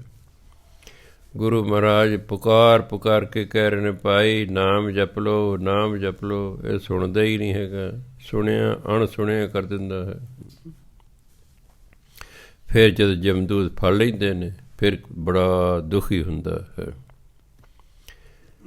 ਮੇਰੀ ਬੇਰੀ ਕਰ ਗਏ ਤਾਨ ਧਾਨ ਕਲੱਤ। ਇਹਨੂੰ ਕਲੱਤ ਪੜ੍ਹਨਾ। ਪੂਰਾ ਸ਼ਬਦ ਹੈ ਕਲੱਤਰ, ਹਿੰਦੀ ਦਾ ਪੂਰਾ ਸ਼ਬਦ ਹੈ ਕਲੱਤਰ। ਉਸ ਤੋਂ ਛੋਟਾ ਬਣਿਆ ਕਲੱਤ। ਜਿਵੇਂ ਪੂਰਾ ਸ਼ਬਦ ਹੈ ਪੁੱਤਰ, ਉਸ ਤੋਂ ਛੋਟਾ ਬਣਿਆ ਪੁੱਤ। ਸਮਝ ਗਏ ਨਾ? ਪੁੱਤਰ ਤੋਂ ਛੋਟਾ ਕੀ ਬਣ ਗਿਆ? ਪੁੱਤ। ਇਸੇ ਕਲੱਤਰ ਤੋਂ ਛੋਟਾ ਕੀ ਬਣ ਗਿਆ? ਕਲੱਤ। ਕਲੱਤਰ ਇਸਤਰੀ ਨੂੰ ਕਹਿੰਦੇ ਨੇ। ਉਹ ਪਤਨੀ ਵੀ ਹੋ ਸਕਦੀ ਹੈ, ਉਹ ਵੈਸੇ ਵੀ ਔਰਤ ਹੋ ਸਕਦੀ ਹੈ। ਮੇਰੀ ਬੇਰੀ ਕਰ ਗਏ ਤਾਨ ਧਾਨ ਕਲੱਤ ਨਾ ਸਾਥ। ਬਿਨ ਨਾਮੇ ਧਨ ਬਾਦ ਹੈ, ਭੂਲੋ ਮਾਰਗ ਆਥ। ਸਾਚੋ ਸਾਹਿਬ ਸੇਵੀਐ, ਗੁਰਮੁਖ ਅਕਥੋ ਕਾਥ। ਅਕਥੋ, ਕਥੋ ਦਾ ਵਿਰੋਧੀ ਸ਼ਬਦ ਹੈ ਅਕਥੋ। ਮੇਰੀ ਕਰ ਗਏ। ਬੰਦਾ ਕਦੇ ਸੇਧ, ਇਹ ਦੇਹੀ ਮੇਰੀ ਹੈ ਜੀ, ਇਹ ਧਨ ਮੇਰਾ ਹੈ ਜੀ, ਇਹ ਪਤਨੀ ਮੇਰੀ ਹੈ ਜੀ। ਮਨੁੱਖ ਮੇਰੀ ਕਰਦਾ ਰਹਿੰਦਾ, ਪਰ ਇਹਨੇ ਕਿਸੇ ਨੇ ਨਾਲ ਨਹੀਂ ਜਾਣਾ। ਮੇਰੀ ਕਰ ਗਏ ਤਾਨ ਧਨ ਕਲੱਤ ਨਾ ਸਾਥ। ਨਾ ਤਨ ਨੇ ਨਾਲ ਜਾਣਾ, ਉਹ ਤਾਂ ਇੱਥੇ ਅਸੀਂ ਸਾੜ ਦੇਣੇ। ਨਾ ਧਨ ਨੇ ਨਾਲ ਜਾਣਾ। ਜੇ ਕਿਤੇ ਦਵਾਨੀ ਚਵਾਨੀ ਜੇਬ 'ਚ ਹੋਵੇ, ਉਹ ਕੋਈ ਕੱਢ ਲੈਂਦੇ। ਜੇ ਕੜਾ ਪਾਇਆ ਉਹ ਵੀ ਲਾ ਲੈਂਦੇ ਹਾਂ। ਜੇ ਕੋਈ ਛਾਪ ਪਾਈ ਉਹ ਵੀ ਲਾ ਲੈਂਦੇ ਹਾਂ। ਜੇ ਕੰਨ ਨੱਕ 'ਚ ਕੋਈ ਗਹਿਣਾ ਉਹ ਵੀ ਲਾ ਲੈਣਾ। ਲਾ ਲੈ, ਕੁਝ ਨਹੀਂ ਨਾਲ ਜਾਣਦੇ। ਉਹਦਾ ਬੰਦਾ ਲਾਲਚ ਕਰਦਾ, ਲਾ ਲਓ ਇਹਦਾ, ਆਹ ਵੀ ਲਾ ਲਓ। ਮੇਰੇ ਭਰਾ ਦੀ ਹੋ ਗਈ ਡੈਥ। ਉਹਨੂੰ ਹਸਪਤਾਲੋਂ ਲਿਆ ਰਹੇ ਨੇ ਘਰ ਨੂੰ। ਉਹਨਾਂ ਦੀ ਛਾਪ ਪਾਈ ਹੋਈ ਸੀ। ਇੱਕ ਬੀਬੀ ਨੇ ਰਾਹ 'ਚ ਹੀ ਛਾਪ ਲਾ ਲਈ। ਵਿੱਚ ਬੀਬੀਆਂ ਬੈਠੀਆਂ ਸੀ। ਵਾਪਸ ਜਦ ਲੈ ਕੇ ਗੱਡੀ, ਉਹਨੇ ਛਾਪ ਲਾ ਲਈ ਵੀ ਹੁਣ ਹੀ ਲਾ ਲਓ, ਘਰ ਜਾ ਕੇ ਪਤਾ ਨਹੀਂ ਕੋਈ ਲਾਉਣ ਦੇਵੇਗਾ ਕਿ ਨਹੀਂ ਲਾਉਣ ਦੇਵੇਗਾ। ਇਹ ਹੈ, ਇਸ ਲਈ ਕੁਛ ਨਹੀਂ ਨਾਲ ਜਾਂਦਾ। ਹਾਲਾਂਕਿ ਉਹਨਾਂ ਬ੍ਰਦਰ ਨੇ ਛਾਪ ਨਾਲ ਥੋੜ੍ਹੀ ਲੈ ਜਾਣੀ ਸੀ, ਪਰ ਇਹ ਸੀ ਹੋਰ ਨਾ ਕੋਈ ਲਾ ਲਏ। ਹੋਰ ਮੈਨੂੰ ਦੱਸਿਆ ਡਰਾਈਵਰ ਨੇ, ਜਿਹੜਾ ਐਂਬੂਲੈਂਸ ਲੈ ਕੇ ਆ ਰਿਹਾ ਸੀ, ਕਹੇ ਜੀ ਉਹ ਫਲਾਣੀ ਲੇਡੀ ਹੈ। ਮੈਂ ਅੱਛਾ। ਕਹਿੰਦੇ ਉਹਨੇ ਤੁਹਾਡੇ ਭਰਾ ਦੀ ਉਂਗਲੀ 'ਚ ਛਾਪ ਲਾ ਲਈ। ਮੈਂ ਚੱਲ ਕੋਈ ਨਹੀਂ। ਸੋ ਇਸ ਲਈ ਕੁਛ ਨਹੀਂ ਨਾਲ ਜਾਣਾ। ਬਿਨ ਨਾਮੇ ਧਨ ਬਾਦ ਹੈ। ਜੇ ਨਾਮ ਹੀ ਨਹੀਂ ਜਪਦੇ ਤਾਂ ਜਿਹੜਾ ਤੁਹਾਡੇ ਕੋਲ ਧਨ ਹੈ ਬਾਦ ਹੈ, ਵਿਅਰਥ। ਇਹ ਧਨ ਤੇ ਵਿਅਰਥ ਹੈ। ਫਿਰ ਭੂਲੋ ਮਾਰਗ ਆਥ। ਆਥ ਮਾਇਆ ਨੂੰ ਕਹਿੰਦੇ ਨੇ। ਇਹ ਮਾਇਆ ਦੀ ਖਾਤਰ ਮਨੁੱਖ ਸਹੀ ਰਾਹ ਨੂੰ ਭੁੱਲ ਗਿਆ ਹੈ। ਨਾਮ ਜਪਣਾ ਸੀ, ਨਾਮ ਜਪਣ ਦੇ ਰਸਤੇ ਨੂੰ ਭੁੱਲ ਗਿਆ, ਮਾਇਆ ਦੇ ਮਗਰ ਲੱਗ ਗਿਆ ਹੈ। ਪਰ ਜੇ ਨਾਮ ਨਹੀਂ ਨਾ ਜਪਦਾ, ਇਹ ਸਾਰਾ ਧਨ ਵਿਅਰਥ ਹੈ। ਕਿਉਂ? ਇਹ ਨਾਲ ਨਹੀਂ ਜਾਣਾ ਅਤੇ ਇਹ ਜਿੰਦ ਦੇ ਕੰਮ ਵੀ ਨਹੀਂ ਆਉਣਾ। ਧਨ ਦਾ ਸੰਬੰਧ ਸਿਰਫ ਸਰੀਰ ਨਾਲ ਹੈ, ਆਤਮਾ ਨਾਲ, ਮਨ ਨਾਲ ਨਹੀਂ ਹੈ। ਮਨ ਧਨ ਨਾਲ ਖੁਸ਼ ਨਹੀਂ ਹੁੰਦਾ। ਸਰੀਰ ਜ਼ਰੂਰ ਖੁਸ਼ ਹੁੰਦਾ। ਚੰਗੇ ਕੱਪੜੇ ਪਾ ਲਏ, ਏਸੀ ਲੱਗ ਗਏ, ਹੋਰ ਸਹੂਲਤਾਂ ਹੋ ਗਈਆਂ, ਵਧੀਆ ਘਰ ਮਿਲ ਗਿਆ ਹੈ। ਮਨ ਤਾਂ ਸਿਰਫ ਨਾਮ ਜਪਣ ਨਾਲ ਖੁਸ਼ ਹੁੰਦਾ ਹੈ। ਸਰੀਰ ਤਨ ਜਿਹੜਾ ਹੈ, ਇਹ ਕਈ ਚੀਜ਼ਾਂ ਜਿਹੜੀਆਂ ਧਨ ਦੇ ਨਾਲ ਕਮਾਈ ਜਾ ਸਕਦੀਆਂ, ਉਹਦੇ ਨਾਲ ਖੁਸ਼ ਹੁੰਦਾ। ਮਨ ਨਾਮ ਨਾਲ ਖੁਸ਼ ਹੁੰਦਾ ਹੈ। ਇਸ ਲਈ ਪਰਮਾਤਮਾ ਦੇ ਨਾਮ ਤੋਂ ਬਿਨਾਂ ਜਿਹੜਾ ਧਨ ਹੈ ਤੁਹਾਡੇ ਕੋਲ, ਕਹਿੰਦੇ ਤਾਂ ਵਿਅਰਥ ਹੈ। ਕਿਉਂਕਿ ਇਸ ਧਨ ਦੀ ਖਾਤਰ, ਮਾਇਆ ਦੀ ਖਾਤਰ ਭੂਲੋ ਮਾਰਗ। ਮਨੁੱਖ ਅਸਲੀ ਰਾਹ ਹੀ ਭੁੱਲ ਗਿਆ ਹੈ। ਸਾਚੋ ਸਾਹਿਬ ਸੇਵੀਐ, ਗੁਰਮੁਖ ਅਕਥੋ ਕਾਥ। ਜਦੋਂ ਮਨੁੱਖ ਗੁਰਮੁਖ ਬਣ ਜਾਂਦਾ ਹੈ, ਫਿਰ ਉਹ ਪਰਮਾਤਮਾ ਦਾ ਸਿਮਰਨ ਕਰਦਾ। ਪਰਮਾਤਮਾ ਸੇਵੀਏ ਤੋਂ ਇੱਥੇ ਭਾਵ ਸਿਮਰਨ ਤੋਂ ਹੈ। ਉਹ ਪਰਮਾਤਮਾ ਦਾ ਸਿਮਰਨ ਕਰਦਾ। ਪਰਮਾਤਮਾ ਜੋ ਅਕਥ ਹੈ, ਜਿਸ ਦਾ ਕਥਨ ਕਰਨਾ ਬਹੁਤ ਮੁਸ਼ਕਿਲ ਹੈ, ਜਦੋਂ ਮਨੁੱਖ ਗੁਰਮੁਖ ਬਣ ਜਾਂਦਾ ਕਾਥ, ਫਿਰ ਉਸ ਪਰਮਾਤਮਾ ਦੇ ਬਾਰੇ ਵੀ ਕਥਨ ਕਰਦਾ ਹੈ। ਜਿਵੇਂ ਦੇਖੋ ਅੱਜ ਜਿੰਨੇ ਗੁਰੂ ਸਨ ਸਾਰੇ ਗੁਰਮੁਖ ਸਨ, ਇਸ ਕਰਕੇ ਰੱਬ ਦੀਆਂ ਗੱਲਾਂ ਕੀਤੀਆਂ ਸਾਰਿਆਂ ਨੇ। ਅਸੀਂ ਨਹੀਂ, ਅਸੀਂ ਤਾਂ ਗੁਰੂਆਂ ਨੇ ਜੋ ਲਿਖਿਆ ਉਹ ਗੱਲਾਂ ਕਰਦੇ ਰੱਬ ਬਾਰੇ, ਸਾਨੂੰ ਆਪ 'ਤੇ ਕੋਈ ਗਿਆਨ ਨਹੀਂ ਹੈਗਾ। ਉਹ ਆਪ ਗੁਰਮੁਖ ਸਨ, ਇਸ ਲਈ ਉਹਨੇ ਰੱਬ ਬਾਰੇ ਕਥਨ ਕੀਤਾ, ਰੱਬ ਬਾਰੇ ਗੱਲਾਂ ਕੀਤੀਆਂ, ਰੱਬ ਦੀ ਸਿਫਤ ਸਲਾਹ ਕੀਤੀ, ਰੱਬ ਬਾਰੇ ਲੋਕਾਂ ਨੂੰ ਦੱਸਿਆ।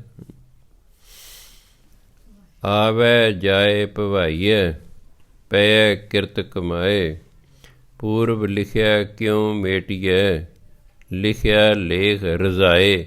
ਇਹਨੂੰ ਰਜ਼ਾਏ ਪੜ੍ਹਨਾ ਜੱਜੇ ਦੇ ਪੈਰ 'ਚ ਬਿੰਦੀ ਲਾ ਕੇ, ਕਿਉਂਕਿ ਰਜ਼ਾ ਫਾਰਸੀ ਦਾ ਸ਼ਬਦ ਹੈ। ਰਜ਼ਾਏ ਹੁੰਦਾ ਪਰਮਾਤਮਾ ਨੇ ਬਿਨ ਹਰ ਨਾਮ ਨਾ ਛੁਟੀਐ, ਗੁਰਮਤਿ ਮਿਲੈ ਮਿਲਾਏ। ਆਵੈ ਜਾਏ ਭਵਾਈਐ ਪੈ ਕਿਰਤ ਕਮਾਏ। ਜੋ ਮਨੁੱਖ ਨੇ ਪਿਛਲੇ ਜਨਮ 'ਚ ਕਿਰਤ ਕੀਤੀ ਸੀ, ਉਸ ਕਿਰਤ ਦੇ ਕਾਰਨ ਉਹ ਜੰਮਦਾ ਰਹਿੰਦਾ, ਮਰਦਾ ਰਹਿੰਦਾ, ਅੱਡ ਅੱਡ ਜੂਨੀਆਂ 'ਚ ਭਵਾਇਆ ਜਾਂਦਾ, ਕਦੇ ਕਿਸੇ ਜੂਨੀ 'ਚ ਕਦੇ ਕਿਸੇ ਜੂਨੀ 'ਚ। ਪੂਰਬ ਲਿਖਿਆ ਕਿਉਂ ਮੇਟੀਐ, ਲਿਖਿਆ ਲੇਖ ਰਜ਼ਾਏ। ਹੁਣ ਪਰਮਾਤਮਾ ਦੇ ਨਾਮ 'ਤੇ ਜਪਦਾ ਨਹੀਂ, ਇਸ ਲਈ ਜੋ ਰਜ਼ਾਏ ਪਰਮਾਤਮਾ ਨੇ ਪਹਿਲਾਂ ਹੀ ਲੇਖ ਲਿਖ ਦਿੱਤਾ ਹੈ, ਜੋ ਕਿਸਮਤ ਲਿਖ ਦਿੱਤੀ ਹੈ, ਉਹ ਕਿਵੇਂ ਮਿਟ ਸਕਦੀ ਹੈ? ਕਿਉਂ ਮੈਨੇ ਕਿਵੇਂ? ਕਿਉਂ ਦੇ ਦੋ ਅਰਥ ਹੁੰਦੇ ਨੇ। ਤੁਸੀਂ ਕਿਉਂ ਲੜ ਰਹੇ ਹੋ, ਕਾਰਨ ਹੈ। ਦੂਜੇ ਕਿਉਂ, ਕਿਵੇਂ। ਪੂਰਬ ਲਿਖਿਆ, ਸਾਡੇ ਜਨਮ ਤੋਂ ਪਹਿਲਾਂ ਹੀ ਜੋ ਲਿਖਿਆ ਹੋਇਆ ਨਾ, ਪਰਮਾਤਮਾ ਜੋ ਲੇਖ ਲਿਖਦੇ, ਇਹ ਕਿਵੇਂ ਮਿਟ ਸਕਦਾ ਜੀ? ਅੱਗੇ ਹੱਲ ਦਿੱਤਾ ਵੀ ਮਿਟ ਸਕਦਾ। ਠੀਕ ਹੈ, ਪਰਮਾਤਮਾ ਨੇ ਲਿਖਦਾ, ਹੁਣ ਮਿਟੇ ਕਿਵੇਂ? ਕਿਉਂਕਿ ਜਿੰਨਾ ਲੇਖ ਮਿਟਦਾ ਨਹੀਂ, ਨਹੀਂ ਤਾਂ ਲੇਖ ਦੇ ਅਨੁਸਾਰ ਹੀ ਮਨੁੱਖ ਜੰਮਦਾ ਰਹਿੰਦਾ, ਮਰਦਾ ਰਹਿੰਦਾ, ਜੰਮਦਾ ਰਹਿੰਦਾ, ਮਰਦਾ ਰਹਿੰਦਾ। ਬਿਨ ਹਰ ਨਾਮ ਨਾ ਛੁੱਟੀਏ। ਪਰਮਾਤਮਾ ਦੇ ਨਾਮ ਤੋਂ ਬਿਨਾਂ ਇਹ ਜਿਹੜੇ ਲੇਖ ਲਿਖੇ ਨਾ, ਇਸ ਤੋਂ ਛੁਟਕਾਰਾ ਨਹੀਂ ਹੁੰਦਾ। ਨਾਮ ਨਹੀਂ ਜਪਾਂਗੇ, ਪਰਮਾਤਮਾ ਨੇ ਜੋ ਸਾਡੀ ਕਿਸਮਤ ਲਿਖਤੀ ਉਹ ਸਾਨੂੰ ਭੋਗਣੀ ਪੈਣੀ ਹੈ। ਚੀਂ ਕਰੋ, ਫੀਂ ਕਰੋ, ਜੋ ਮਰਜ਼ੀ ਪੈ ਕਰੋ। ਹਾਂ, ਜੇ ਅਸੀਂ ਨਾਮ ਜਪਾਂਗੇ, ਨਾਮ ਜਪਦੇ ਜਪਦੇ ਅਸੀਂ ਆਪਣੇ ਕਰਮਾਂ ਨੂੰ ਕੱਢ ਸਕਦੇ ਹਾਂ। ਨਾਮ ਜਪਣ ਦਾ ਦੂਹਰਾ ਫਾਇਦਾ ਹੈ, ਚੰਗੇ ਕਰਮਾਂ 'ਚ ਵਾਧਾ ਹੁੰਦਾ ਜਾਂਦਾ ਅਤੇ ਮਾੜੇ ਕਰਮ ਕੱਟਦੇ ਜਾਂਦੇ ਨੇ ਆਪਣੇ ਆਪ ਹੀ। ਜਦੋਂ ਮਨੁੱਖ ਪਾਪ ਕਰਮ ਕਰਦਾ ਤਾਂ ਉਹਦਾ ਕੀ ਹੁੰਦਾ? ਜਿਹੜੇ ਸ਼ੁਭ ਕਰਮ ਨੇ ਉਹ ਘਟਦੇ ਜਾਂਦੇ ਨੇ, ਮਾੜੇ ਕਰਮਾਂ 'ਚ ਵਾਧਾ ਹੁੰਦਾ ਜਾਂਦਾ ਹੈ। ਜਦੋਂ ਨਾਮ ਜਪਦਾ ਹੈ, ਸ਼ੁਭ ਕਰਮਾਂ 'ਚ ਵਾਧਾ ਹੁੰਦਾ ਹੈ, ਮਾੜੇ ਕਰਮ ਘਟਦੇ ਜਾਂਦੇ ਹਨ। ਇਸ ਲਈ ਅਗਰ ਕਿਸੇ ਨੇ ਆਪਣੀ ਕਿਸਮਤ ਬਦਲਣੀ ਹੈ ਤਾਂ ਉਹਨੂੰ ਪਰਮਾਤਮਾ ਦਾ ਨਾਮ ਜਪਣਾ ਪਏਗਾ, ਬਾਣੀ ਪੜ੍ਹਨੀ ਪਏਗੀ। ਜਿਹੜੇ ਲੋਕ ਨਾਮ ਜਪਦੇ ਨੇ, ਬਾਣੀ ਪੜ੍ਹਦੇ ਨੇ, ਉਹ ਆਪਣੇ ਸਾਰੇ ਜਿੰਨੇ ਪਿੱਛੇ ਪਾਪ ਕਰਮ ਹੋ ਗਏ ਹਨ ਉਹਨਾਂ ਨੂੰ ਕੱਟ ਲੈਂਦੇ ਨੇ। ਉਹ ਬਿਨ ਹਰ ਨਾਮ ਨਾ ਛੁੱਟੀਏ, ਗੁਰਮਤਿ ਮਿਲੈ ਮਿਲਾਏ। ਪਰਮਾਤਮਾ ਦੇ ਨਾਮ ਤੋਂ ਬਿਨਾਂ ਇਸ ਆਵਾਗਮਨ ਦੇ ਚੱਕਰ ਤੋਂ ਛੁਟਕਾਰਾ ਨਹੀਂ ਹੁੰਦਾ। ਗੁਰਮਤਿ ਮਿਲੈ ਮਿਲਾਏ। ਜਦੋਂ ਗੁਰੂ ਦੀ ਮੱਤ ਪ੍ਰਾਪਤ ਹੁੰਦੀ ਨਾ ਮਨੁੱਖ ਨੂੰ, ਫਿਰ ਇਹ ਗੁਰੂ ਨਾਲ ਮਿਲਦਾ ਹੈ ਅਤੇ ਗੁਰੂ ਫਿਰ ਇਹਨੂੰ ਮਿਲਾ ਦਿੰਦਾ। ਪਰਮਾਤਮਾ ਮਿਲਾਏ, ਪਹਿਲਾਂ ਇਹ ਗੁਰੂ ਦੀ ਮੱਤ ਧਾਰਨ ਕਰਦਾ ਹੈ, ਫਿਰ ਗੁਰੂ ਮਹਾਰਾਜ ਇਸ ਨੂੰ ਪਰਮਾਤਮਾ ਦੇ ਨਾਲ ਮਿਲਾ ਦਿੰਦੇ ਹਨ। ਤਿਸ ਬਿਨ ਮੇਰਾ ਕੋ ਨਹੀਂ, ਜਿਸ ਕਾ ਜੀਉ ਪ੍ਰਾਣ, ਹਉਮੈ ਮਮਤਾ ਜਲ ਬਲੋ, ਲੋਭ ਜਲੋ ਅਭਿਮਾਨ, ਨਾਨਕ ਸ਼ਬਦ ਵਿਚਾਰੀਐ, ਪਾਈਐ ਗੁਣੀ ਨਿਧਾਨ। ਤਿਸ ਬਿਨ ਮੇਰਾ ਕੋ ਨਹੀਂ, ਜਿਸ ਕਾ ਜੀਉ ਪ੍ਰਾਣ, ਜਿਸ ਦੀ ਜਿੰਦ ਦਿੱਤੀ ਹੋਈ। ਜੀਉ ਮੈਨੇ ਜਿੰਦ, ਪ੍ਰਾਣ ਜਿਹੜੇ ਆਪਾਂ ਸਾਹ ਲੈਂਦੇ ਹਾਂ, ਉਹ ਪਰਮਾਤਮਾ ਜਿਸ ਨੇ ਸਾਨੂੰ ਜਿੰਦ ਦਿੱਤੀ ਹੈ, ਜਿਸ ਨੇ ਸਾਨੂੰ ਪ੍ਰਾਣ ਦਿੱਤੇ ਨੇ, ਉਸ ਤੋਂ ਬਿਨਾਂ ਮੇਰਾ ਹੋਰ ਕੋਈ ਨਹੀਂ ਹੈ। ਹਉਮੈ ਮਮਤਾ ਜਲ ਬਲੋ, ਲੋਭ ਜਲੋ ਅਭਿਮਾਨ। ਇਸ ਲਈ ਮੇਰੇ ਅੰਦਰ ਹਉਮੈ ਮਮਤਾ ਇਹ ਸੜ ਜਾਏ, ਲੋਭ ਸੜ ਜਾਏ, ਅਭਿਮਾਨ ਸੜ ਜਾਵੇ। ਨਾਨਕ ਸ਼ਬਦ ਵਿਚਾਰੀਏ। ਇਹ ਕਿਵੇਂ ਹੋਏਗਾ? ਜਦੋਂ ਅਸੀਂ ਨਾਮ ਜਪਾਂਗੇ। ਸ਼ਬਦ ਵਿਚਾਰੀਏ ਦਾ ਮਤਲਬ ਨਾਮ ਜਪਣਾ। ਜਦੋਂ ਮਨੁੱਖ ਨਾਮ ਜਪਦਾ ਹੈ, ਪਾਈਐ ਗੁਣੀ ਨਿਧਾਨ। ਗੁਣੀ ਨਿਧਾਨ ਹੁੰਦਾ ਗੁਣਾਂ ਦਾ ਖਜ਼ਾਨਾ ਪਰਮਾਤਮਾ। ਗੁਣੀ ਨਿਧਾਨ ਗੁਣਾਂ ਦਾ ਖਜ਼ਾਨਾ ਪਰਮਾਤਮਾ। ਜਦੋਂ ਮਨੁੱਖ ਨਾਮ ਜਪਦਾ ਨਾ, ਫਿਰ ਉਹਨੂੰ ਪਰਮਾਤਮਾ ਮਿਲਦਾ ਹੈ। ਅਤੇ ਪਰਮਾਤਮਾ ਮਿਲਣ ਕਰਕੇ ਇਹਦੇ ਅੰਦਰ ਹਉਮੈ, ਮਮਤਾ, ਲੋਭ, ਹੰਕਾਰ ਸਭ ਕੁਝ ਸੜ ਜਾਂਦਾ ਹੈ। ਜਦੋਂ ਇਹੀ ਨਹੀਂ ਰਹੇ, ਸਾਡਾ ਜੰਮਣ ਮਰਨ ਹੀ ਖਤਮ ਹੋ ਗਿਆ ਹੈ। ਸ਼੍ਰੀ ਰਾਗ ਮਹਿਲਾ ਪਹਿਲਾ। ਰੇ ਮਨ, ਜਦੋਂ ਬੁਲਾਇਆ ਜਾਏ ਨਾ, ਫਿਰ ਕੌਮਾ ਲਾਉਣਾ। ਜੇ ਆਪਾਂ ਕਹਿੰਦੇ ਸਰ, ਉਸ ਤੋਂ ਬਾਅਦ ਕੌਮਾ ਲਾਉਣੇ ਨਾ। ਮੈਡਮ, ਕੌਮਾ ਲਾਉਣੇ ਨਾ। ਸ਼੍ਰੀਮਾਨ ਜੀ, ਕੌਮਾ ਲਾਉਣੇ। ਇਸ ਤਰ੍ਹਾਂ ਬੁਲਾਇਆ ਜਾ ਰਿਹਾ ਹੈ। ਜਿਵੇਂ ਸਤਿਗੁਰਾ, ਉੱਥੇ ਕੌਮਾ ਲਾਉਣਾ। ਰੇ ਮਨ ਐਸੀ ਹਰਿ ਸਿਉ ਪ੍ਰੀਤ ਕਰ, ਜੈਸੀ ਜਲ ਕਮਲੇਹ। ਜਦੋਂ ਹਾਹੇ ਤੋਂ ਪਹਿਲੇ ਅੱਖਰ ਨੂੰ ਲਾਂ ਲੱਗੀ ਹੋਵੇ, ਫਿਰ ਹਾਹੇ ਦੀ ਸਿਹਾਰੀ ਨਹੀਂ ਬੋਲਦੀ, ਤਾਂ ਹੋ ਜਾਏਗਾ ਕਮਲੇ। ਨਾਲੇ ਕਮਲ ਜਿਹੜਾ ਹੈ ਇਹ ਨਾਉ ਨੇ। ਕਮਲ ਕੀ ਹੈ? ਕਮਲ ਫੁੱਲ। ਨਾਉ ਨੇ, ਨਾਮ ਹੈ। ਨਾਮ ਜਿਹੜਾ ਸ਼ਬਦ ਹੁੰਦਾ ਹੈ, ਹਾਹੇ ਨੂੰ ਲੱਗਿਆ ਹੋਇਆ ਔਂਕੜ ਅਤੇ ਸਿਹਾਰੀ ਨਹੀਂ ਬੋਲਦੇ, ਇਸ ਲਈ ਬਾਕੀ ਰਹਿ ਗਿਆ ਕਮਲੇ। ਰੇ ਮਨ ਐਸੀ ਹਰਿ ਸਿਉ ਪ੍ਰੀਤ ਕਰ, ਜੈਸੀ ਜਲ ਕਮਲੇ। ਜਿਹੜੀ ਤੁਹਾਨੂੰ ਨਵੀਂ ਕਿਤਾਬ ਦਿੱਤੀ ਹੈ, ਉਹਦੇ 9 ਸਫ਼ੇ ਤੋਂ ਲੈ ਕੇ 16 ਸਫ਼ੇ ਤੱਕ ਉਹ ਬਹੁਤ ਹੀ ਉਹਨਾਂ ਨੂੰ ਵਾਰੀ ਵਾਰੀ ਪੜ੍ਹਿਆ ਕਰੋ। ਜਦੋਂ ਉਹਨਾਂ ਨੂੰ ਤੁਸੀਂ ਵਾਰੀ ਨਿਯਮਨੇ ਹੋ। ਪਹਿਲੇ 8 ਸਫ਼ਿਆਂ ਦੇ ਵਿੱਚ ਤਾਂ ਕਿਵੇਂ ਇਹ ਸਾਰਾ ਕੁਝ ਸ਼ੁਰੂ ਹੋਇਆ, ਉਹਦੇ ਬਾਰੇ ਸਾਰੀ ਜਾਣਕਾਰੀ ਦਿੱਤੀ ਹੋਈ ਹੈ। ਫਿਰ 9ਵੇਂ ਸਫ਼ੇ ਤੋਂ ਨਿਯਮ ਸ਼ੁਰੂ ਹੋ ਜਾਂਦੇ ਨੇ, 16 ਸਫ਼ੇ ਤੱਕ ਨੇ। ਔਰ ਜਿਹੜੇ ਨਿਯਮ ਨੇ ਉਹਨਾਂ ਨੂੰ ਚੰਗੀ ਤਰ੍ਹਾਂ ਵਾਰੀ ਵਾਰੀ ਪੜ੍ਹੋ। ਹਰ ਰੋਜ਼ ਪੜ੍ਹੋ, 15-20 ਦਿਨ ਪੜ੍ਹਦੇ ਰਹੋ, ਤੁਹਾਨੂੰ ਉਹ ਨਿਯਮ ਯਾਦ ਹੋ ਜਾਣਗੇ। ਫਿਰ ਬਾਣੀ ਪੜ੍ਹਨੀ ਸੌਖੀ ਹੋ ਜਾਏਗੀ। ਕਿਉਂਕਿ ਜੇ ਗ੍ਰਾਮਰ ਹੀ ਨਹੀਂ ਆਈ ਤਾਂ ਫਿਰ ਕਿਵੇਂ ਉਹ ਲੈਂਗੁਏਜ ਆ ਸਕਦੀ ਉਹ ਕਿਸੇ ਵੀ ਭਾਸ਼ਾ ਦਾ। ਹੁਣ ਮੰਨ ਲਓ ਇੰਗਲਿਸ਼ 'ਚ ਟੈਂਸ ਹੀ ਨਹੀਂ ਇੱਕ ਬੱਚੇ ਨੂੰ ਆਉਂਦੇ, ਉਹ ਕਦੇ ਵੀ ਇੰਗਲਿਸ਼ ਨਹੀਂ ਸ਼ੁੱਧ ਲਿਖ ਸਕਦਾ। ਉਹ ਕਦੇ ਲਿਖ ਸਕਦਾ? ਉਹ ਤਾਂ ਆਈ ਨਾਲ ਇਜ਼ ਲਾ ਦੇਗਾ। ਜੇ ਆਈ ਇੱਕ ਵਚਨ ਹੁੰਦਾ ਜੀ, ਇੱਕ ਵਚਨ ਇਜ਼ ਲੱਗਦਾ ਜੀ, ਬਹੁਵਚਨ ਆਰ ਲੱਗਦਾ ਜੀ। ਹੁਣ ਤਾਂ ਸੁਣਿਆ ਹੋਇਆ, ਉਹ ਤਾਂ ਆਈ ਇਜ਼ ਲਾ ਦੇਗਾ। ਕਿਉਂ? ਉਹਨੂੰ ਗ੍ਰਾਮਰ ਨਹੀਂ ਆਉਂਦੀ। ਜਿੰਨਾ ਚਿਰ ਗ੍ਰਾਮਰ ਨਹੀਂ ਆਉਂਦੀ, ਉਹਨਾਂ ਚਿਰ ਇੰਗਲਿਸ਼ ਨਹੀਂ ਆਉਂਦੀ। ਇਸ ਤਰ੍ਹਾਂ ਪੰਜਾਬੀ ਦੀ ਵਿਆਕਰਨ ਆਪ ਜੀ ਸਾਰੇ ਪੜ੍ਹੇ ਹੋਏ ਹੋ, ਹਿੰਦੀ ਦੀ ਵਿਆਕਰਨ ਹੈ, ਅੰਗਰੇਜ਼ੀ ਦੀ ਵਿਆਕਰਨ ਹੈ, ਇਸੇ ਤਰ੍ਹਾਂ ਗੁਰਬਾਣੀ ਦੀ ਵੀ ਵਿਆਕਰਨ ਹੈ। ਉਹ ਵਿਆਕਰਨ ਦੇ ਵਿੱਚੋਂ ਸੰਖੇਪ ਕਰਕੇ ਉਹ ਨਿਯਮ ਲਿਖੇ ਗਏ ਹਨ ਤੁਹਾਡੀ ਸਹੂਲਤ ਲਈ, ਤਾਂ ਜੋ ਸਾਨੂੰ ਨਿਯਮ ਆ ਜਾਣ। ਅਸੀਂ ਉਹਨਾਂ ਨਿਯਮਾਂ ਅਨੁਸਾਰ ਜਦੋਂ ਬਾਣੀ ਪੜ੍ਹਾਂਗੇ, ਬਾਣੀ ਬਿਲਕੁਲ ਸ਼ੁੱਧ ਹੋ ਜਾਏਗੀ। ਮਿਹਨਤ ਹਰ ਇੱਕ ਚੀਜ਼ 'ਤੇ ਕਰਨੀ ਪੈਣੀ। ਉਹ ਕਿਤਾਬ ਧੂਪ ਬੱਤੀ ਕਰਨ ਲਈ ਨਹੀਂ ਵੀ ਹਾਂ ਲੈ ਜਾਓ ਜੀ ਘਰ 'ਤੇ ਧੂਪ ਬੱਤੀ ਕਰਦੇ ਰਹੋ। ਹੈ ਬਹੁਤ ਜ਼ਰੂਰੀ। ਮੁੜ ਮੁੜ ਕੇ ਇਹੋ ਜਿਹੀਆਂ ਕਿਤਾਬਾਂ ਨਹੀਂ ਲਿਖੀਆਂ ਜਾ ਸਕਦੀਆਂ। ਪਤਾ ਨਹੀਂ ਦਾਤੇ ਨੇ ਕਿਵੇਂ ਲਿਖਵਾ ਲਈ ਹੈ। ਅਤੇ ਕੁਛ ਬੀਬੀ ਜੀ ਕਹੀ ਗਏ ਵੀ ਛੇਤੀ ਕਰੋ ਜੀ, ਤੁਹਾਡੀ ਉਮਰ ਪੂਰੀ ਹੋ ਰਹੀ ਹੈ, ਇਹਨੂੰ ਛੇਤੀ ਨਿਬੇੜੋ। ਚਲੋ ਤਾਂ ਫਿਰ ਗੁਰੂ ਮਹਾਰਾਜ ਅੱਗੇ ਵਧਾਤੀ ਉਮਰ, ਕਿੰਨੀ ਵਧਾਤੀ ਉਹ ਜਾਣਨ। ਤਾਂ ਫਿਰ ਇਹ ਛੇਤੀ ਛੇਤੀ ਘੰਟਿਆਂ ਬੱਧੀ ਗੁਲਜ਼ਾਰ ਨੂੰ ਪਤਾ। ਕਹਿੰਦਾ ਬਾਬਾ ਜੀ ਕਦੇ ਸਾਹ ਵੀ ਲੈ ਲਿਆ ਕਰੋ। ਮੈਂ ਕਾਕਾ ਮੈਨੂੰ ਹੁਕਮ ਹੈ, ਮੈਂ ਛੇਤੀ ਨਿਬੇੜਨਾ ਹੈ। ਮੈਂ 31 ਦਸੰਬਰ ਤੋਂ ਪਹਿਲਾਂ ਇਹ ਕੰਮ ਨਿਬੇੜਨਾ ਹੈ। ਮੇਰੀ ਜ਼ਿੰਮੇਵਾਰੀ ਲੱਗੀ ਹੈ ਦਾਤੇ ਵੱਲੋਂ, ਅਤੇ ਮਿਸਿਸ ਮੇਰੀ ਕਹਿੰਦੀ ਵੀ ਛੇਤੀ ਕਰੋ ਜੀ, ਇਸ ਕੰਮ ਨੂੰ ਨਿਬੇੜੋ ਜੀ ਤੁਸੀਂ। ਉਹ ਬਹੁਤ ਘੰਟਿਆਂ ਬੱਧੀ 2 ਸਾਲ ਮੈਂ ਲੱਗਾ ਰਿਹਾ, 6-6 7-7 ਘੰਟੇ ਲਿਖਦਾ ਰਹਿੰਦਾ ਸੀ, ਤਾਂ ਜਾ ਕੇ ਕਿਤੇ ਕਿਤਾਬ ਤਿਆਰ ਹੋਈ ਹੈ। ਉਹ ਹਰ ਇੱਕ ਉਸ ਨੂੰ ਖਰੀਦੋ। ਆਪਣੇ ਜਿਹੜੇ ਦੋਸਤ ਮਿੱਤਰ ਰਿਸ਼ਤੇਦਾਰ ਜਿਹੜੇ ਬਾਣੀ ਪੜ੍ਹਦੇ ਨੇ, ਉਹਨਾਂ ਨੇ ਜ਼ਰੂਰ ਤੋਹਫੇ ਦੇ ਤੌਰ 'ਤੇ ਦਿਓ। ਉਹਦੇ ਬਹੁਤੀ ਕੀਮਤ ਰੱਖੀ ਨਹੀਂ, ਸਿਰਫ 100 ਰੁਪਏ। ਛਪਾਈ ਉਹਦੀ 300 ਆਈ ਹੈ। ਉਸ ਕਿਤਾਬ ਦੀ ਛਪਾਈ 300 ਆਈ ਹੈ। 50,000 ਉਹਨੇ ਛੱਡਿਆ ਮੈਨੂੰ, ਬਾਕੀ 2.5 ਲੱਖ ਰਹਿ ਗਿਆ। ਫਿਰ ਜਿਹੜਾ ਹੈ 2.5 ਲੱਖ ਫੋਰਨ ਕੰਟਰੀ ਦੇ ਇੱਕ ਬੰਦੇ ਨੇ ਭੇਜਿਆ ਵੀ ਤੁਸੀਂ ਕਿਤਾਬ ਛਪਾਓ ਜੀ। ਇਹ ਤਾਂ ਕਿਤਾਬ ਛਪੀ ਹੈ। 100 ਰੁਪਏ ਕੀਮਤ ਇਸ ਲਈ ਰੱਖੇ ਕਿ ਮੁਫਤ ਦੀ ਕੋਈ ਕੀਮਤ ਨਹੀਂ ਪਾਉਂਦਾ। ਮੁਫਤ ਕਿਸੇ ਨੂੰ ਕੋਈ ਚੀਜ਼ ਦੇ ਦਿਓ ਤਾਂ ਸੁੱਟ ਛੱਡਦਾ, ਉਹ ਹੁਣ ਪੜ੍ਹਦਾ ਹੀ ਨਹੀਂ ਹੈਗਾ।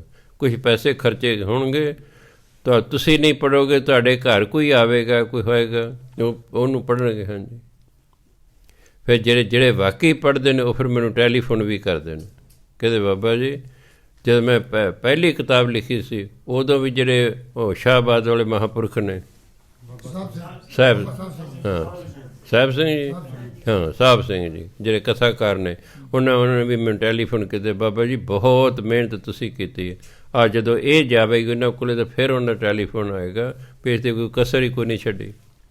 ਪਿਛਲੀ ਕਿਤਾਬ ਜਿਹੜੀਆਂ ਗਲਤੀਆਂ ਰਹਿ ਗਈਆਂ ਸਨ ਸਾਰੀਆਂ 'ਚ ਕੱਢ ਦਿੱਤੀਆਂ ਗਈਆਂ, ਨਾਲ ਅਰਥ ਦੇ ਦਿੱਤੇ ਗਏ ਨੇ ਤਾਂ ਜੋ ਪਾਠੀ ਨੂੰ ਪਾਠ ਕਰਨ ਦੇ ਵਿੱਚ ਸਹੂਲਤ ਹੋ ਜਾਏ, ਉਹਨੂੰ ਅਰਥ ਵੀ ਨਾਲ ਆ ਜਾਣ, ਸਮਝ ਆ ਜਾਏ ਬਾਣੀ।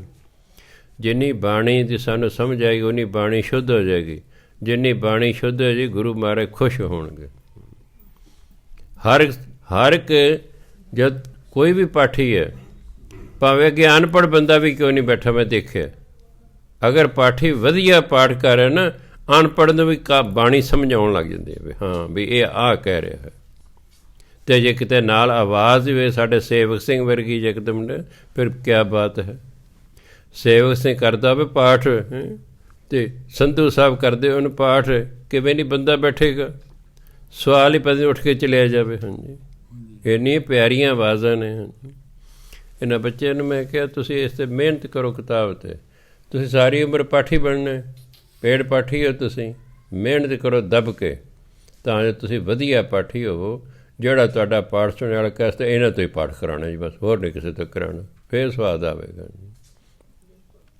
ਇਸ ਲਈ ਆਪ ਜੀ ਜਿਨ੍ਹਾਂ ਨੇ ਕਿਤਾਬ ਨਹੀਂ ਖਰੀਦੀ ਉਹ ਕਿਤਾਬ ਖਰੀਦ ਲਓ। ਤੁਹਾਡੇ ਵਿੱਚੋਂ ਤੁਹਾਡਾ ਕੋਈ ਰਿਸ਼ਤੇਦਾਰ ਕੋਈ ਜਾਂਦਾ, ਫੋਰਨ ਕੰਟਰੀ ਜਾਂਦਾ, ਉਹਦੇ ਨਾਲ ਭੇਜ ਦਿਓ ਕਿਤਾਬ, ਉੱਥੇ ਜਿਹੜਾ ਗੁਰਦੁਆਰਾ ਸਾਹਿਬ ਹੈਗਾ ਉਹਨਾਂ ਨੂੰ ਭੇਟਾ ਕਰ ਦਿਓ, ਹੋ ਸਕਦਾ ਉੱਥੇ ਵੀ ਕੋਈ ਨਾ ਕੋਈ ਫਾਇਦਾ ਉਠਾ ਲਿਓ ਉਸ ਦਾ।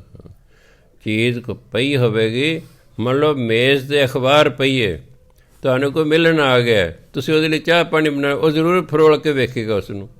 ਮੇਜ਼ 'ਤੇ ਕਿਤਾਬ ਪਈ ਹੈ, ਜ਼ਰੂਰ ਫਰੋਲ ਕੇ ਵੇਖ ਜਾ, ਫਰੋਲ ਕੇ ਵੇਖ, ਹੋ ਸਕਦਾ ਉਹਨੂੰ ਕੋਈ ਗੱਲ ਪਸੰਦ ਆ ਜਾਏ ਅਤੇ ਉਹ ਕਹੇ ਵੀ ਮੈਨੂੰ ਵੀ ਇੱਕ ਕਿਤਾਬ ਲਿਆ ਦਿਓ। 10 ਕਿਤਾਬਾਂ ਇੱਕ ਬੰਦਾ ਲੈ ਕੇ ਗਿਆ ਇੱਥੋਂ, ਉਨੀ ਹੋ ਗਈ, ਅਲਗ ਮੈਨੂੰ ਵੀ ਲਿਆ ਦਿਓ, ਕਹਿੰਦੇ ਮੈਨੂੰ ਵੀ ਲਿਆ ਦਿਓ, ਕਹਿੰਦੇ ਮੈਨੂੰ ਵੀ ਲਿਆ ਦੇ। 5 6 ਇੱਕ ਬੰਦਾ ਕਿਤਾਬਾਂ ਲੈ ਕੇ, ਇਹ ਨਾ ਮਗਰ ਕਿਤਾਬਾਂ ਮੁੱਕ ਜੇ, ਜਿਹਨੇ ਲੈਣੀ ਲੈ ਲਓ ਵੇਲੇ ਸਿਰ। ਹਾਂਜੀ, ਤਾਂ ਮੈਂ ਬੇਨਤੀ ਕੀਤੀ, ਫੌਰਨ ਵਾਲੇ ਨੇ ਕਿਹਾ ਸਾਡੇ ਲਈ 5 ਕਿਤਾਬਾਂ ਰੱਖ ਦਿਓ ਬਾਬਾ, ਜਦੋਂ ਅਸੀਂ ਆਏ ਅਸੀਂ ਆਪਣੀ ਕਿਤਾਬਾਂ ਲੈ ਜਾਵਾਂਗੇ ਜੀ। ਸੋ ਗੁਰੂ ਮਹਾਰਾਜ ਕਹਿੰਦੇ ਨਾਨਕ ਸ਼ਬਦ ਵਿਚਾਰੀਏ ਪਾਈਏ ਗੁਣੀ ਨਿਧਾਨ। ਜਦੋਂ ਮਨੁੱਖ ਸ਼ਬਦ ਦਾ ਜਾਪ ਕਰਦੇ ਨਾ, ਫਿਰ ਉਹਨੂੰ ਗੁਣਾਂ ਦਾ ਖਜ਼ਾਨਾ ਪਾ ਪਰਮਾਤਮਾ ਦੀ ਪ੍ਰਾਪਤੀ ਹੋ ਜਾਂਦੀ ਹੈ। ਕਿਉਂਕਿ ਅੱਗੇ ਸਮਾਂ ਪੂਰਾ ਹੋ ਰਿਹਾ ਹੈ, ਫਿਰ ਸ਼੍ਰੀ ਰਾਗ ਮਹਿਲਾ ਪਹਿਲਾ, ਇਹਦੀ ਕੱਲ੍ਹ ਨੂੰ ਆਪਾਂ ਵਿਚਾਰ ਕਰਾਂਗੇ। ਵਾਹਿਗੁਰੂ ਜੀ ਕਾ ਖਾਲਸਾ, ਵਾਹਿਗੁਰੂ ਜੀ ਕੀ ਫਤਿਹ।